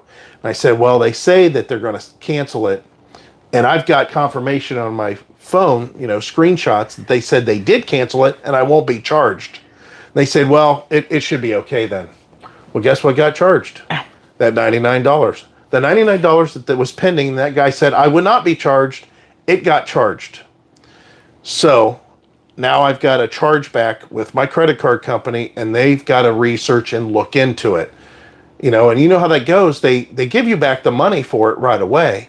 But now I've got to wait like 3 months for them to come up with a resolution unless Uber comes back to them and say, oh yeah, we screwed up. That should have never been charged. Uber's a little shisty. And it is. It's very shisty because I'm telling you, I don't remember turning that box on. The customer service is, they're not putting any pressure on their drivers, and they're making out like their drivers are the best thing since sliced bread, and they're terrible. Yeah, most of them are terrible, that's why they're drivers. It's a horrible thing. I mean, I was sending. You should see this message I was sending to customer service. I'm like, dude, I have no idea why you're trying to charge me this $73. Did you even look at your driver's path? I know you have the ability to track your driver. This guy was just driving around in circles, basically, not even attempting to get to the pickup. And then I'd say, Five Guys, it's not like that it takes them an hour to make their food. This food's ready. It's just sitting there getting cold. Why should I pay for that? They say, well, it's unfair to the company. It's unfair to the driver. Well, guess what? It should be unfair to the driver. The driver's not doing the job. Yeah. I mean, if anything, the driver should have to pay for that, not me. I'm sure you've had problems with him before. And then I'm like, you know what? You guys don't even know what customer service is like. You have no idea what customer service is. I don't even know why I'm dealing with you. And they said, well, the only way that you're going to be able to continue to have Uber Eats is if you resubmit the payment for that $72. I said, yeah, good luck with that. I said, let me get this right. You want me to pay for that I didn't even receive? I said, good luck getting that. PayPal already give you your money back. Yeah. Skeety says, I'm curious, what was your favorite RV at the Tampa show? And what was the biggest surprise? Okay, listen, everybody talked about that front office one. I didn't like that front office one because although it had a nice windshield to look out and it did have one window, if you look at the desk is kind of short. Well, I need a little room and I like to stretch my feet out. And the cap, I'll do it from the side here. The cap comes down on the front of the RV. Here's the desk, and then it cuts back here. And there's no room for my feet. I can't put my feet up at all. So it's a start, though. Screw that desk. It is a start. It is a start. It's a front. Thank God somebody's listening and they're actually putting it in. It's pretty neat. Some of the best ones that I like still is the one that we saw even in Hershey. It was a Grand Design, and it was one that had the bath and the half, and it had a little garage. Remember that one? Oh, it had yeah. the little garage in the back. It had a half a bath, and it wasn't overly big or heavy. I think it was 38 feet, maybe 39 feet, and fully loaded, I think it was like 15,000 pounds. Yeah. And it was very roomy considering. I mean, and the bathrooms, of course, it's at one of those bathrooms that's long. So when you're looking in the bathroom door, you slide the bathroom door open. I hate the fact that there's two sinks, but there's two sinks on the right-hand side. The toilet straight in front of you. There's linen storage right to the left, and then there's the shower that's off to the left a little bit further back. That is one of the best bathrooms. Our favorite RV, I think we actually made comment on our first video on the first day of the show, the industry day. And I said, I think this might be listed as our favorite RV. And it was early, but it was up there. So what's our biggest surprise? Our biggest surprise there was the smaller units, how heavier the... I don't know if you ever noticed this, but like when the Ford Focus first came out, it was a little tiny car. And then it got bigger and bigger and bigger. Same with the Ford Escort. Same with the Ford. If you guys go back and look at like, of course I'm a Ford guy, so that's why I'm making these references. But if you go back and you look at like the Ford Explorer, the first year Ford Explorer, that thing was just a little bit bigger than the Bronco too. You see the Ford Explorers now? They are as big as what the Ford Expeditions were when they first came out. Yeah. Well, it's the same with these RVs that are small, these smaller RVs. You know, like the Rockwood Mini Lights, there's a lot of really nice floor plans, but I didn't see the one that I really wanted to look at. But they're also getting really big. But they're getting big. It's kind of like a medium. It's not as big as an ultralight travel trailer like we had. And it's definitely not as big as a Signature that's bigger than the ultralights as far as travel trailers. But it's bigger than a GeoPro. And it's pretty big. It's still 26 foot long. It's still 7,000 pounds, 6,000 pounds when it's fully loaded. But the quality is there. So what I'm seeing is a lot of the smaller lines of travel trailers. They're bigger. They are definitely bigger.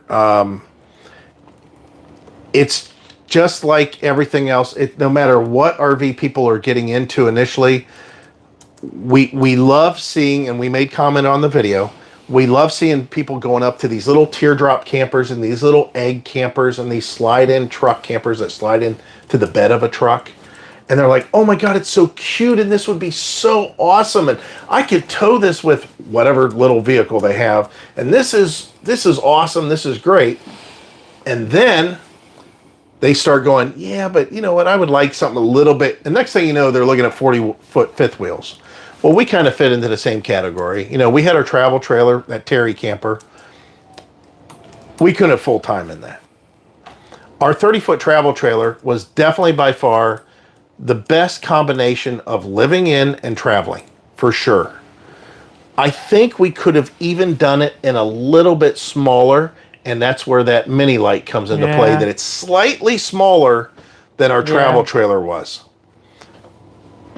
But, you know, getting into the fifth wheel, like, yeah, this is wow, this is a whole different story in here. I'm really comfortable in here. But yeah, it's a different vibe, and it's funny how people, they love the idea of that little camper, and it's just so it's cute. Got a little kitchenette in the back and all that stuff. And then when push comes to shove, and they really start thinking about it, they're walking over to 40-foot fifth wheels and going, oh my God, this is what we really need. So yeah. I don't understand the double sync thing. Yeah. So you got, Amy brings up a good point there. She says that her husband really likes the double sync, and she don't. She want more counter space. That's the same here. What are you guys doing with the double sinks? I mean, what is it that, do you have a double sink at home? If you have a double sink, are you cleaning your own sink? Yeah. That's what I like. Is that what it is? Is it like he's responsible for his mess, I'm responsible for mine? Or is it that you have to have that other sink for something else? I'm kind of confused with that, because Heidi and I, of course, have a single sink. And we've always had a single sink. I go in there, and whenever Heidi's in the bathroom and she's using the sink in that, there's makeup in there, there's toothpaste that's in there, there's whatever. When I go in, maybe I wipe that out, maybe she cleans it up, maybe she don't. Then when I'm in there, now I've got my shaving hair on there where I've tapped my razor. I've got toothpaste on the side. I got soap that I've got all over the faucet handle and that. And then we clean it. I mean, I clean it. Sometimes it's her mess in there. Sometimes it's my mess. Same thing. She cleans it. Sometimes it's her mess or my mess. But it's just the one sink. I mean, it's nice because now we have this extra counter, space. I'm just curious. How many times are you in the bathroom and sinks at the same time? 0. He's right. He's really right. Yeah. That is true. Now I'll have to say that's one of the biggest things of our RV, that we don't have an area in here except the bathroom, and that's not even true 100%. Heidi and I can be in every common area at the same time together throughout this whole RV. Even passing the hall, we can pass each other in the hallway, everything. That's something that we could do in the travel trailer, except for, but we couldn't do it with our Terry camper. No, we couldn't even walk past each other to go to the bathroom.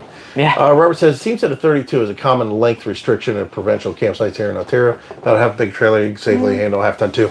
Yeah, 32 is just, I would never go bigger than 32 in a travel trailer. I would prefer, I loved our 30. It was fine. We had great luck with it. No issues. I think that we could have even done a little bit smaller. I think we could have done a 26. But, that's a whole nother story. The travel trailer, the Rockwood travel trailer that we had, and other trailers that are comparable to that, as far as the way they look in that, again, was the best combination for us of travel and living in it. Definitely.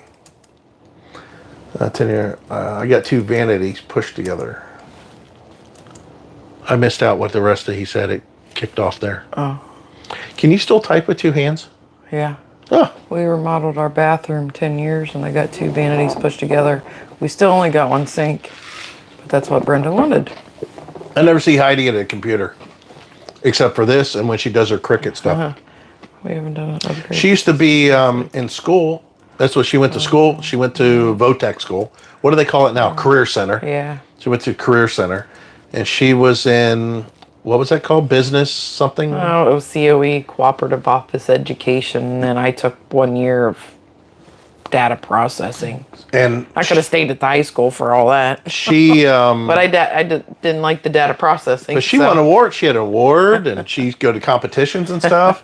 Anyways, and then she did. Oh, that was speeches and stuff. Yeah, when we first, I would love to see that. I love that. Well, I wish somebody had a videotape of that. Ah, that's funny. But when we first started dating, she was a bill collector, and I remember her working on the computer, and she was like really fast. Now, whenever I started working up at Summit Racing, I remember the guy that was training me. His name was Gary, and he'd been there like 7 years. And I said, "Do you take typing?" And he goes, "Oh no." He said, "I just hunt and peck." I go, "Jesus, you're flying on that keyboard. You can really type quite a bit fast." He goes, "Oh really?" He goes, "I always thought I was slow." Well, it didn't look slow to me. And then after I worked on a computer for how many ever years at Summit, and then all the time at Roberts Express, which was FedEx. Man, but I can't do the home row thing or anything. I just hunt and peck and can move, but still she can do it at a pretty good clip. We says we have 2 bathrooms instead of a double sink. Actually, a bath and a half works for us too. Just our choice. That is a bath and a half would work. The bath and a half comes because I wouldn't be out here crossing my legs. It's from me. I can't, and I'll be first to tell you, camping out in a freaking bathroom. Some of it could be health things. I don't know. But I go in and keep camps out. But I go in the bathroom. I bring my phone. Our toilet paper holder has a phone cradle on the top. I turn my phone a little sideways. I'm sitting there watching videos. I'm shopping for cars. I mean, I'm just looking at all kinds of stuff. So Yeah. Maybe it's a Kitchen sink single is- person thing. My kitchen sink is the multitasking. The vanity ever hardly gets used. Yeah. I learned key worrying by the school. Hard Rocks. 10 key. Yeah. Too much information. Yeah. No, I go He in the gives bed. too much information. So we do need to. It would be nice to have a couple bathrooms. Yeah. And here's the thing. We lived in that house for 20 years, and it had one bathroom, and then we had 2 kids. So we made it work for 20 years. It's just Sometimes it was a little rough. Yeah, there was times that I would go downstairs. You have to text him to tell him I needed the bathroom. Yeah. Yeah, we definitely needed a couple bathrooms. Yeah, I think that would be something that in the future, if we ever did, we'd get a couple bathrooms. For sure. But the whole idea behind the show and what we saw, again, I think we're getting a little bit numb to it all. There's some stuff that's nice, and we see some features that are kind of cool. We pointed most of those out. I don't see anything. People. When I say people, the manufacturers pointed out as, oh, we got groundbreaking, like that front office, and you look at it, it's like, good idea. Could probably be implemented a little bit better in a couple spots, but like she said, it's moving in the right direction. Yeah. However, there's a couple other manufacturers that have added desks. But they actually need to listen to people that are actually full-timers. Yeah, don't get me wrong, we have extraneous information, I'm sure, on some level, but we have good input. I mean, we've got good criticism for stuff whenever we run across it. It's like, this don't make sense. Why is it like this? It needs to be changed. It just doesn't make any sense. So one of the things at the show that we liked was that one toy hauler that had wasn't a toy hauler, sorry. It's the one that that was probably the biggest surprise, is a fifth wheel. It had the entrance of the fifth wheel in the back, remember? Mm-hmm. And when you first walk in, we talk about there was a bunk area that could have been used for storage that had an extra door on the side to be able to put bikes and stuff in there. That was kind of cool. Now, the other thing we see is toy haulers, and as long as the bedroom is done really nice, and the bathroom is done really nice, and the kitchen is done really nice, but as soon as you get into the toy hauler part, it starts to get sparse as far as the living room and that. Those are not a bad situation at all, because you can make the garage however you want. Take out all that crap. Put your washer and dryer back there. Put an office back there. Put your own couch that you buy at Big Lots. Your own recliners you buy at Big Lots. Real furniture, real carpet, all that stuff. So just be aware. Just be aware that shopping for a new art. She stopped responding. Heidi's getting tired. Oh yeah, Heidi does get tired. I am getting tired. I slept in today at 8 o'clock or something. Yeah, that's crazy. Says it's funny when the manufacturer said it. Imagine looked over. I thought this guy has no idea that in your office, fifth wheels always face the street. I thought this guy has no idea that fifth wheels always face the street. Oh, because she said up here, it's funny when the manufacturer said, imagine looking over a beautiful lake view while sitting in your office. Yeah. I don't. Some of the offices that we had, which I mentioned, I think, again, some of the stuff I don't remember if I put it in the video or edited it out or whatever. That's why I say that. But I think we mentioned in one of the videos, how many ever movies did you see? Hey, Jim just got kicked upstairs. Yeah, he got a promotion. And he's got a really nice little small cabin feeling office that's really kind of small and dark, and it's really intimate. It's nice, intimate. Everybody was making offices that way. No, we want the big corner office with big windows that we can see out. If you guys notice that well, you can't really see it here, but I always have the whole dinette table, and I've got my back against to where I can see out to the RV and out all these windows. This is a good deal. Now, there's something, I guess, 20 different directions. Somebody said, what's one of the most surprising things? Go back and check out the video where I was talking about those windows in that RV and how big they were. Oh, yeah, those were really nice. They were giant windows. I mean, they were just big, and boy, it changes the way it looks inside the RV, I'll tell you. Don't get me wrong, these windows are great. There's nothing wrong with them. It's just, they were really crazy, pretty big there. It just, on that one RV, or a couple RVs. Yeah. Yeah, I'm getting hungry. ooh, this is hard. See, I can't eat this late at night. I want to. We have taco stuff over there. We could eat, I could probably have some snacks, maybe some seeds or something. We had soup earlier. So is there anything else you guys want us to talk about? Yeah. That's what it should say. You know what's funny? I think my knees are cold. What's the temperature? It must be getting colder because my legs are getting cold. Yeah. I kept my shoes on. 52. I think it was 57 when we started. It's 60, Oh, no, it's 49. it's 49 outside. Yeah. 49. You hear that, guys? So this feels like 47. But don't feel sorry for us. What's tomorrow's high? Oh, I don't know. It's 65 in here. I don't know what it is. Let's see here. 10 day.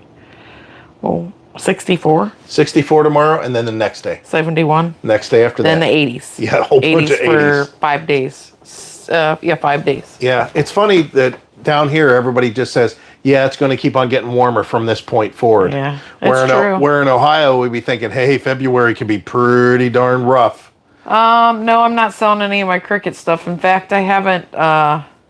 Mary's. I have Mary's birthday present. I gotta put it in the mail this week or next week or whatever. But I'm not selling any of my stuff. I'm not professional or anything, and I don't know. She has a really nice one that I like a lot, but I don't think she I told her, I said, you should sell this one. It's really nice. Is it the one? The Adventure Begins or Yeah. whatever. I really like that one. The flowers. Yeah, it's a really cool one. Hershey is supposed to have a all new lineup and new floor plans for 2024. I'm sure it does. We need to do something that interjects more excitement into what we're doing.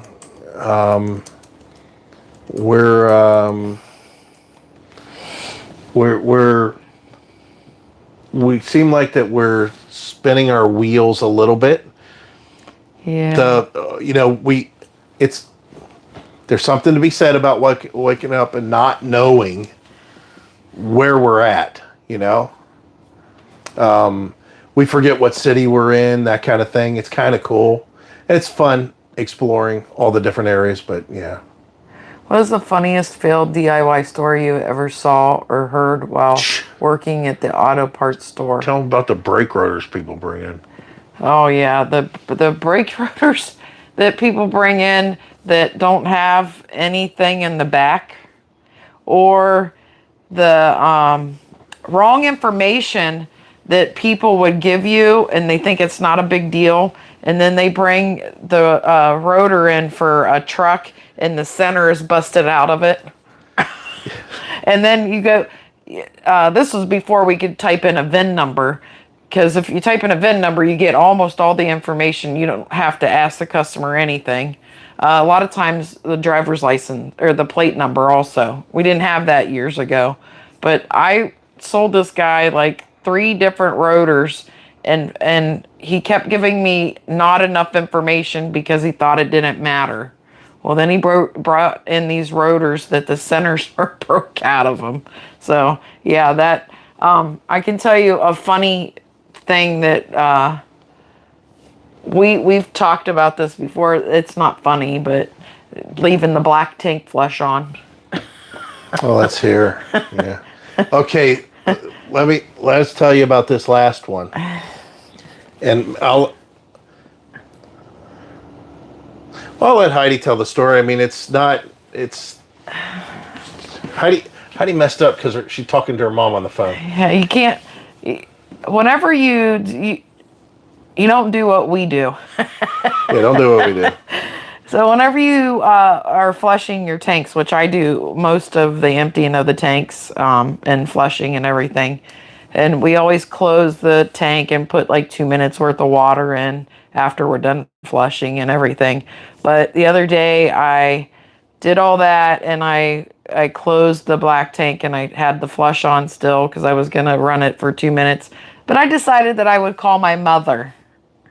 So anyway, thank God everything's made well in here because it was shooting out of the air the air thing in the ceiling or in the roof, and it was running off the freaking roof. Oh my God. And of course it was running on the floor in here.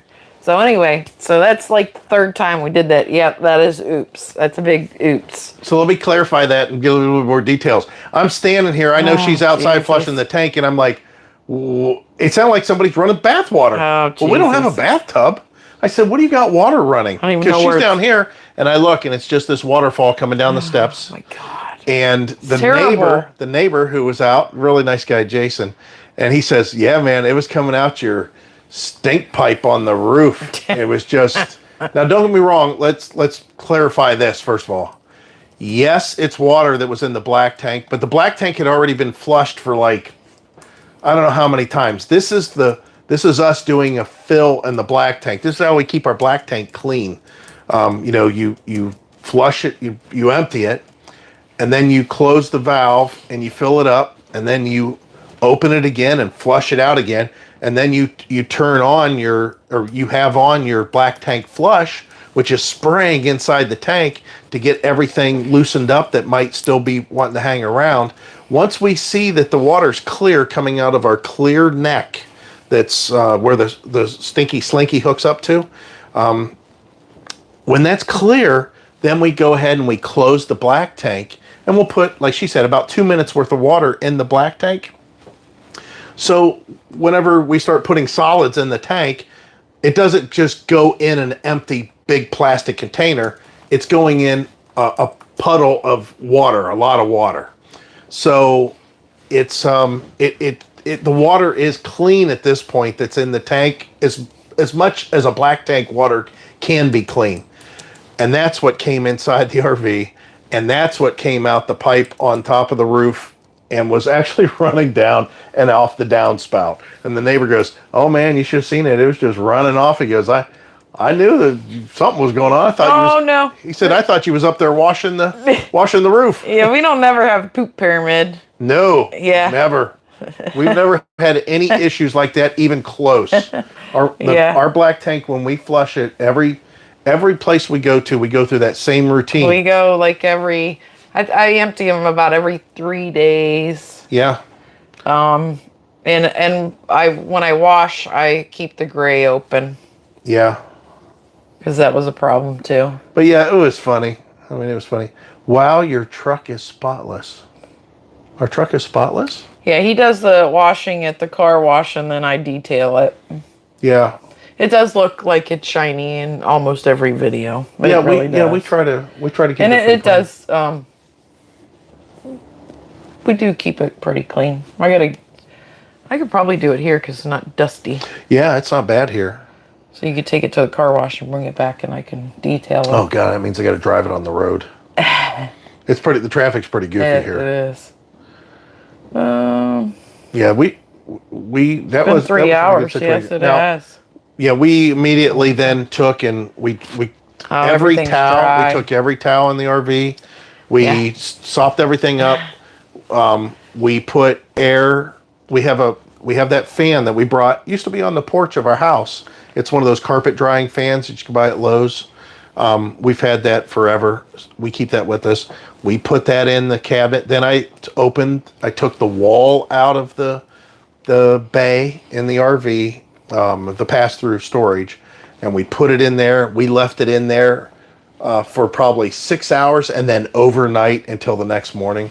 We can't possibly be the only ones that did that.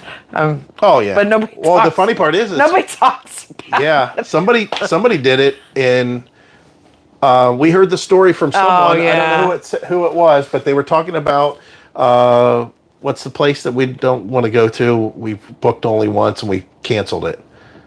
Peace River. Oh yeah. So this guy had his RV dealer. He bought a brand new RV. He brought it down to have it delivered. He didn't even have a truck to tow it with. He had it delivered, a brand new fifth wheel, I think they said it was. Yeah. To Peace River. They put it in Peace River, and then that guy came out, and he's at his brand new RV, and he's hooking up his hoses and everything. And then he left to go do whatever, at some point. What he neglected to do was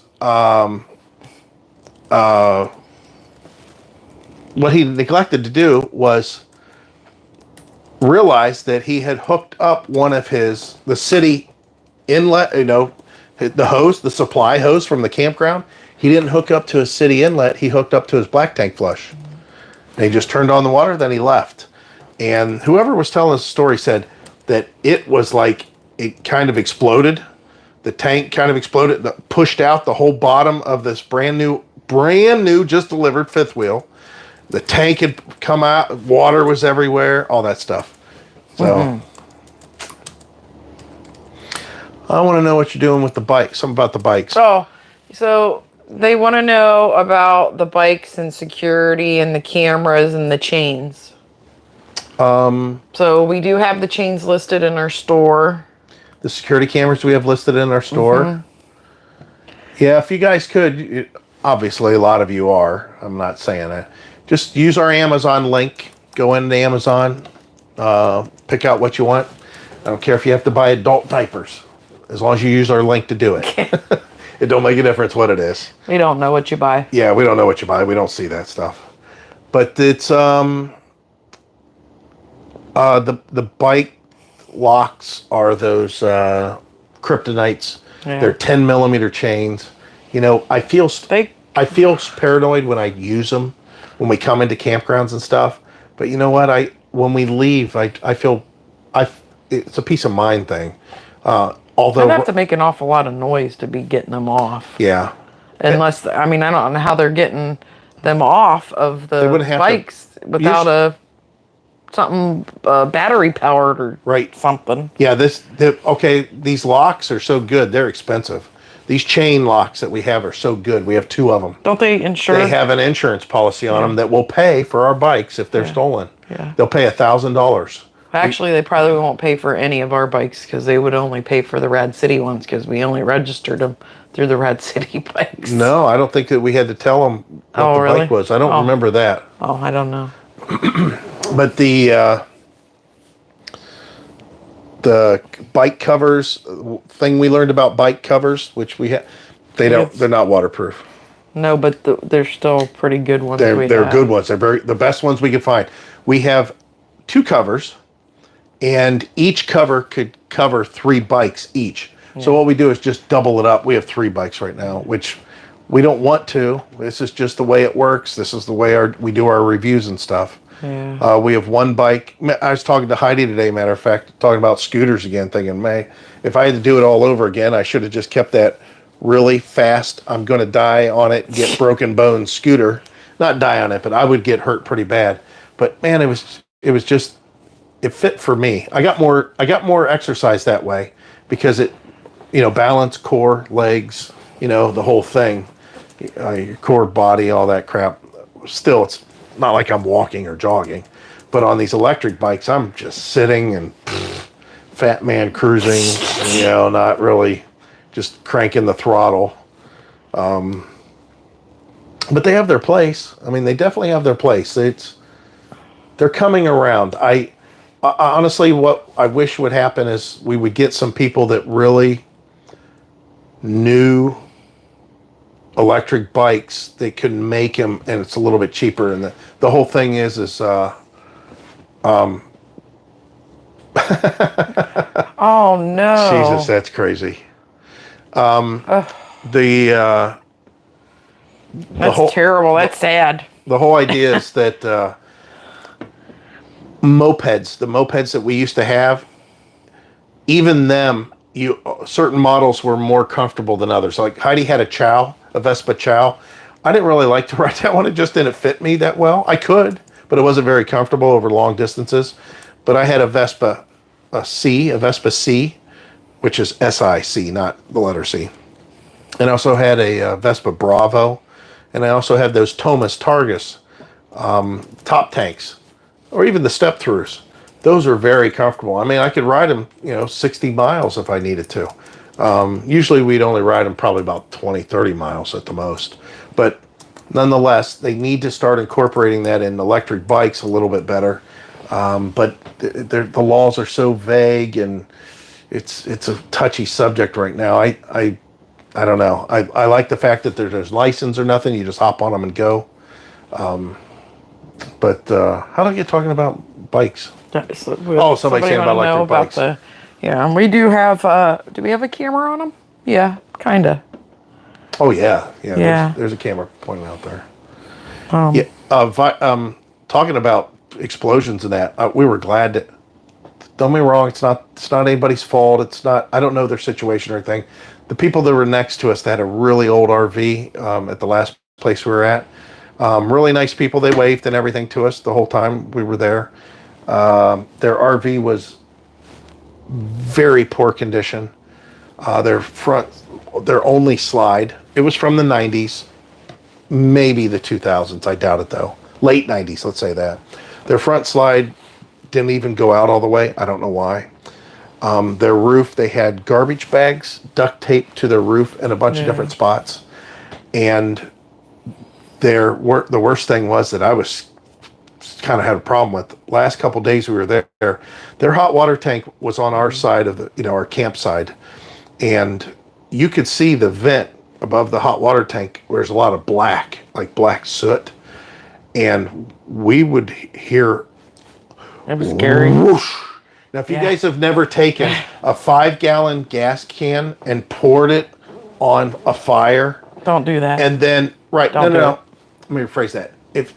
I'll tell you what, if you want to know what it sounds like, take 5 gallons of gas, pour it on whatever you're wanting to burn, a pile of wood or something, and then stand way back without the gas can or anything near you and take like a flaming arrow and shoot it at it, or a flaming tennis ball and, with a glove on, and throw it and hit that. And when it ignites, you'll hear this whoosh sound. Well, that's what it sounded like when their hot water tank would turn on. So this propane was getting built up in that little cabinet or something, and it was scary. And it was a scary sound. And they had a little kid. I'm like, I don't know. What do you say to them? I mean, obviously they needed I don't think they could use their electric element because maybe it failed. But oh my God. Anyways. Some people we know had their camper washed and the detailer ran out of water in their tank and took their water hose off and connected it to the flood. So, that's sad. Mike's RV repair, we're in the next site. LOL. Yeah, I'm not doing that. I know a lot of people have suggested that. Even Herbie. Herbie suggested more than twice. I really just don't want to work on people's stuff. I had that repair business for a long time, and he'd just rather repair and sell. Yeah, I like to fixing other people's problems. Yeah, it's. I don't know how I feel about it because I like to do. I like to do it my way, and I can do that for people's repairs. It's just. I just like to do it my way, and I think that whenever I'm working on other people's stuff, I'm handcuffed by the fact that, they can only spend so much money. They only want it to work, but, they don't want to necessarily go, because there may be a situation where I look at it and go, listen, you need your burner cleaned, the igniter's all messed up on this, your electric element's screwed up already, you haven't flushed it, I'm sure it's all nasty inside, probably needs, it's rusty. You just need a new hot water tank. That's the best thing to do. That's what I would do. And they're going to go, yeah, I don't want to do that. Just go ahead and fix it. It's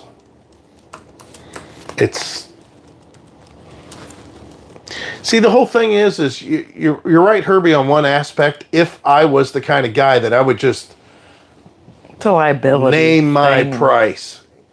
you know, Yeah. Nate, Yeah, right. and hold to it. Yeah. But you know, the thing is I really do want to offer them a good price and a good repair, and Then you're shortcutting and I'm yourself. yeah, I shortcut myself, and and you can only charge so much for some of that stuff. I mean, the work that I've done on stuff, the reason my business was so successful was that these people would, and it burned me. It burned me to no end, but I kept on doing it. They would go up to the John dealership that was, 3 miles. yeah, 3 miles at the most. Yeah. I mean, hell, it's 6 miles to your work, so that wasn't halfway. Maybe Couple miles. 2 miles. They'd go up to the John dealership. They'd bring their mower in. They would get an estimate, and then they would come down and they'd say, "Yeah, I see that you work on mowers out here." "Yeah, sure." And they go, "Well, listen, I've got a repair that I need done on my mower. I just took it up to that John Deere dealer, and they're wanting way too much for that to be worked on." Well, what's that make me? You know, chopped liver? You're basically telling me I'm not going to pay you what the going rate is, because that's what the going rate is, what they're determining up there. And I would try to undercut them a little bit, but some of the repairs needed work to the point where I didn't feel right doing it, but you know, a certain way.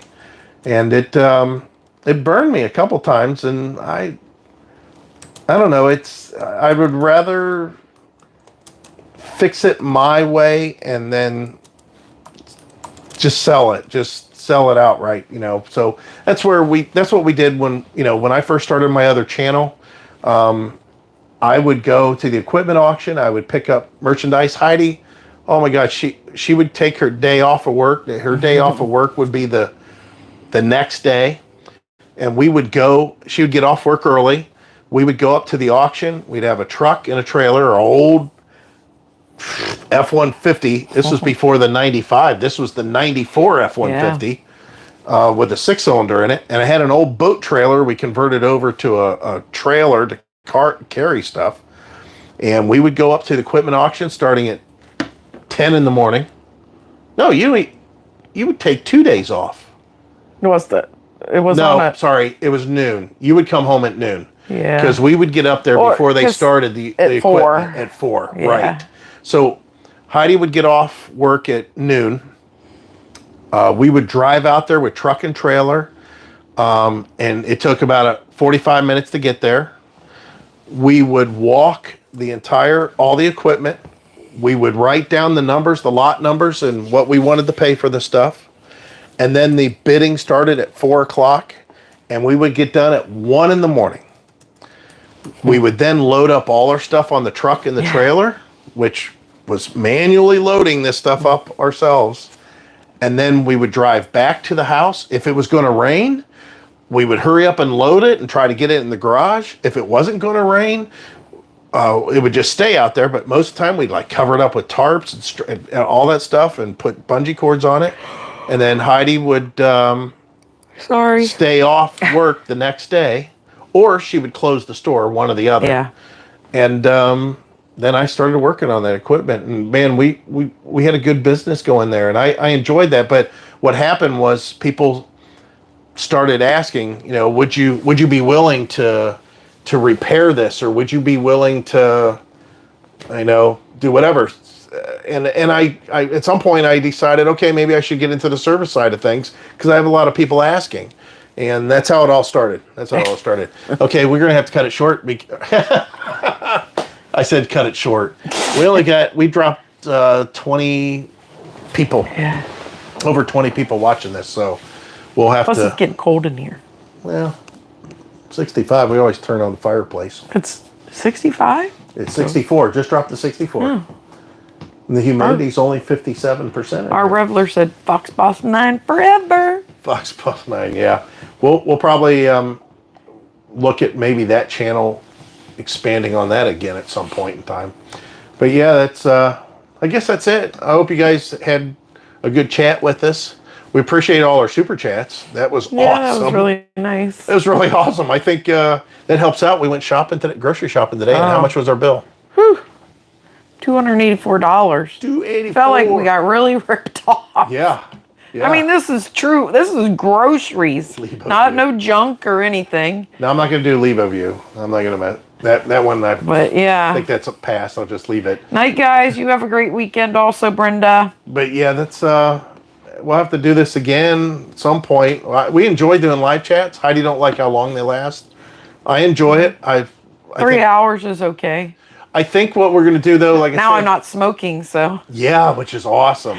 You know, I mean, I want to get up and walk around. But... that's one of the things that I haven't gotten used to, and I've told her it's so strange. Oh yeah, I got a dozen eggs. That's we didn't get eggs this time, but yeah, she's like, they're $7, $7 something. Eggs. She goes, I'm not doing it. It's all the farmers are. The farmers jacked up all the prices. But the it was poor and they couldn't. Yeah, I'm sure they couldn't. You're right. You're probably right. But the whole idea Hi, was, Zelda. with Heidi quitting smoking, it's so strange. Good night, Salem. Thanks so much again. For 20 years, you got to remember, for 20 years, for 33 years, I've been Maybe trying you can do that in May, Debbie. I've been trying to get her to quit, and bye, Mary. It's so nice that she don't go out and smoke. Nice, Amy. Night, Amy and George. Don't, you know, I can always count on every so many minutes the door opening. I can always count, and it reminded me because the neighbor smoked. They're set that stupid water bottle that's filled with the nicotine tea that's half water, half cigarettes. I don't have to see that anymore. Her clothes, her hands don't smell like smoke anymore. I don't her hair smell like don't smell like smoke anymore. My breath don't smell like smoke. It's just, it's so weird. It is weird. Yes, Amy, we can't wait either. Yeah. Like I said, we'll keep you guys up to date. Look forward to our next adventure. We got I appreciate some that. videos that'll catch you up to where we're at. I always tell them I'm going to go out and buy a pack of cigarettes. No, she ain't doing it. I'll crush them. She'll spend. You better be with me all the time. I'll be crushing them. But we got exciting things we're going to end up doing. It'll be exciting to us, so I'm sure that'll come across on some level. Just Southern Oklahoma. Catch the replay. Hello, homeboy. Howdy. Hopefully you had a good day of work. Yep, the replay's long, and we rattled on some things. Oh, so. Rattle. But yeah, we'll get you guys up to date with whatever we're doing whenever we first find out. I'm telling you, some of the things we're going to be doing are going to be kind of a little shocking, but I think overall it's going to be kind of fun. And I think, again, that will energize us to the point where you guys will maybe get energized too. It's not necessarily going to go in the direction that everybody thinks it is, I'm sure. Yeah. And honestly, I don't think we clearly know how it's going to all play out. But yeah, we're a little excited about it. It's just a matter of making it happen. We've got a couple big things that we've got to do to make it happen. Yep. But yeah, actually 3 big things that we got to do that'll make it happen. And I mean, it's a pretty big deal to us, but all right, that's it. As always, we hope to see you out here. Bye. Bye. That hurt my hips. Hips don't lie.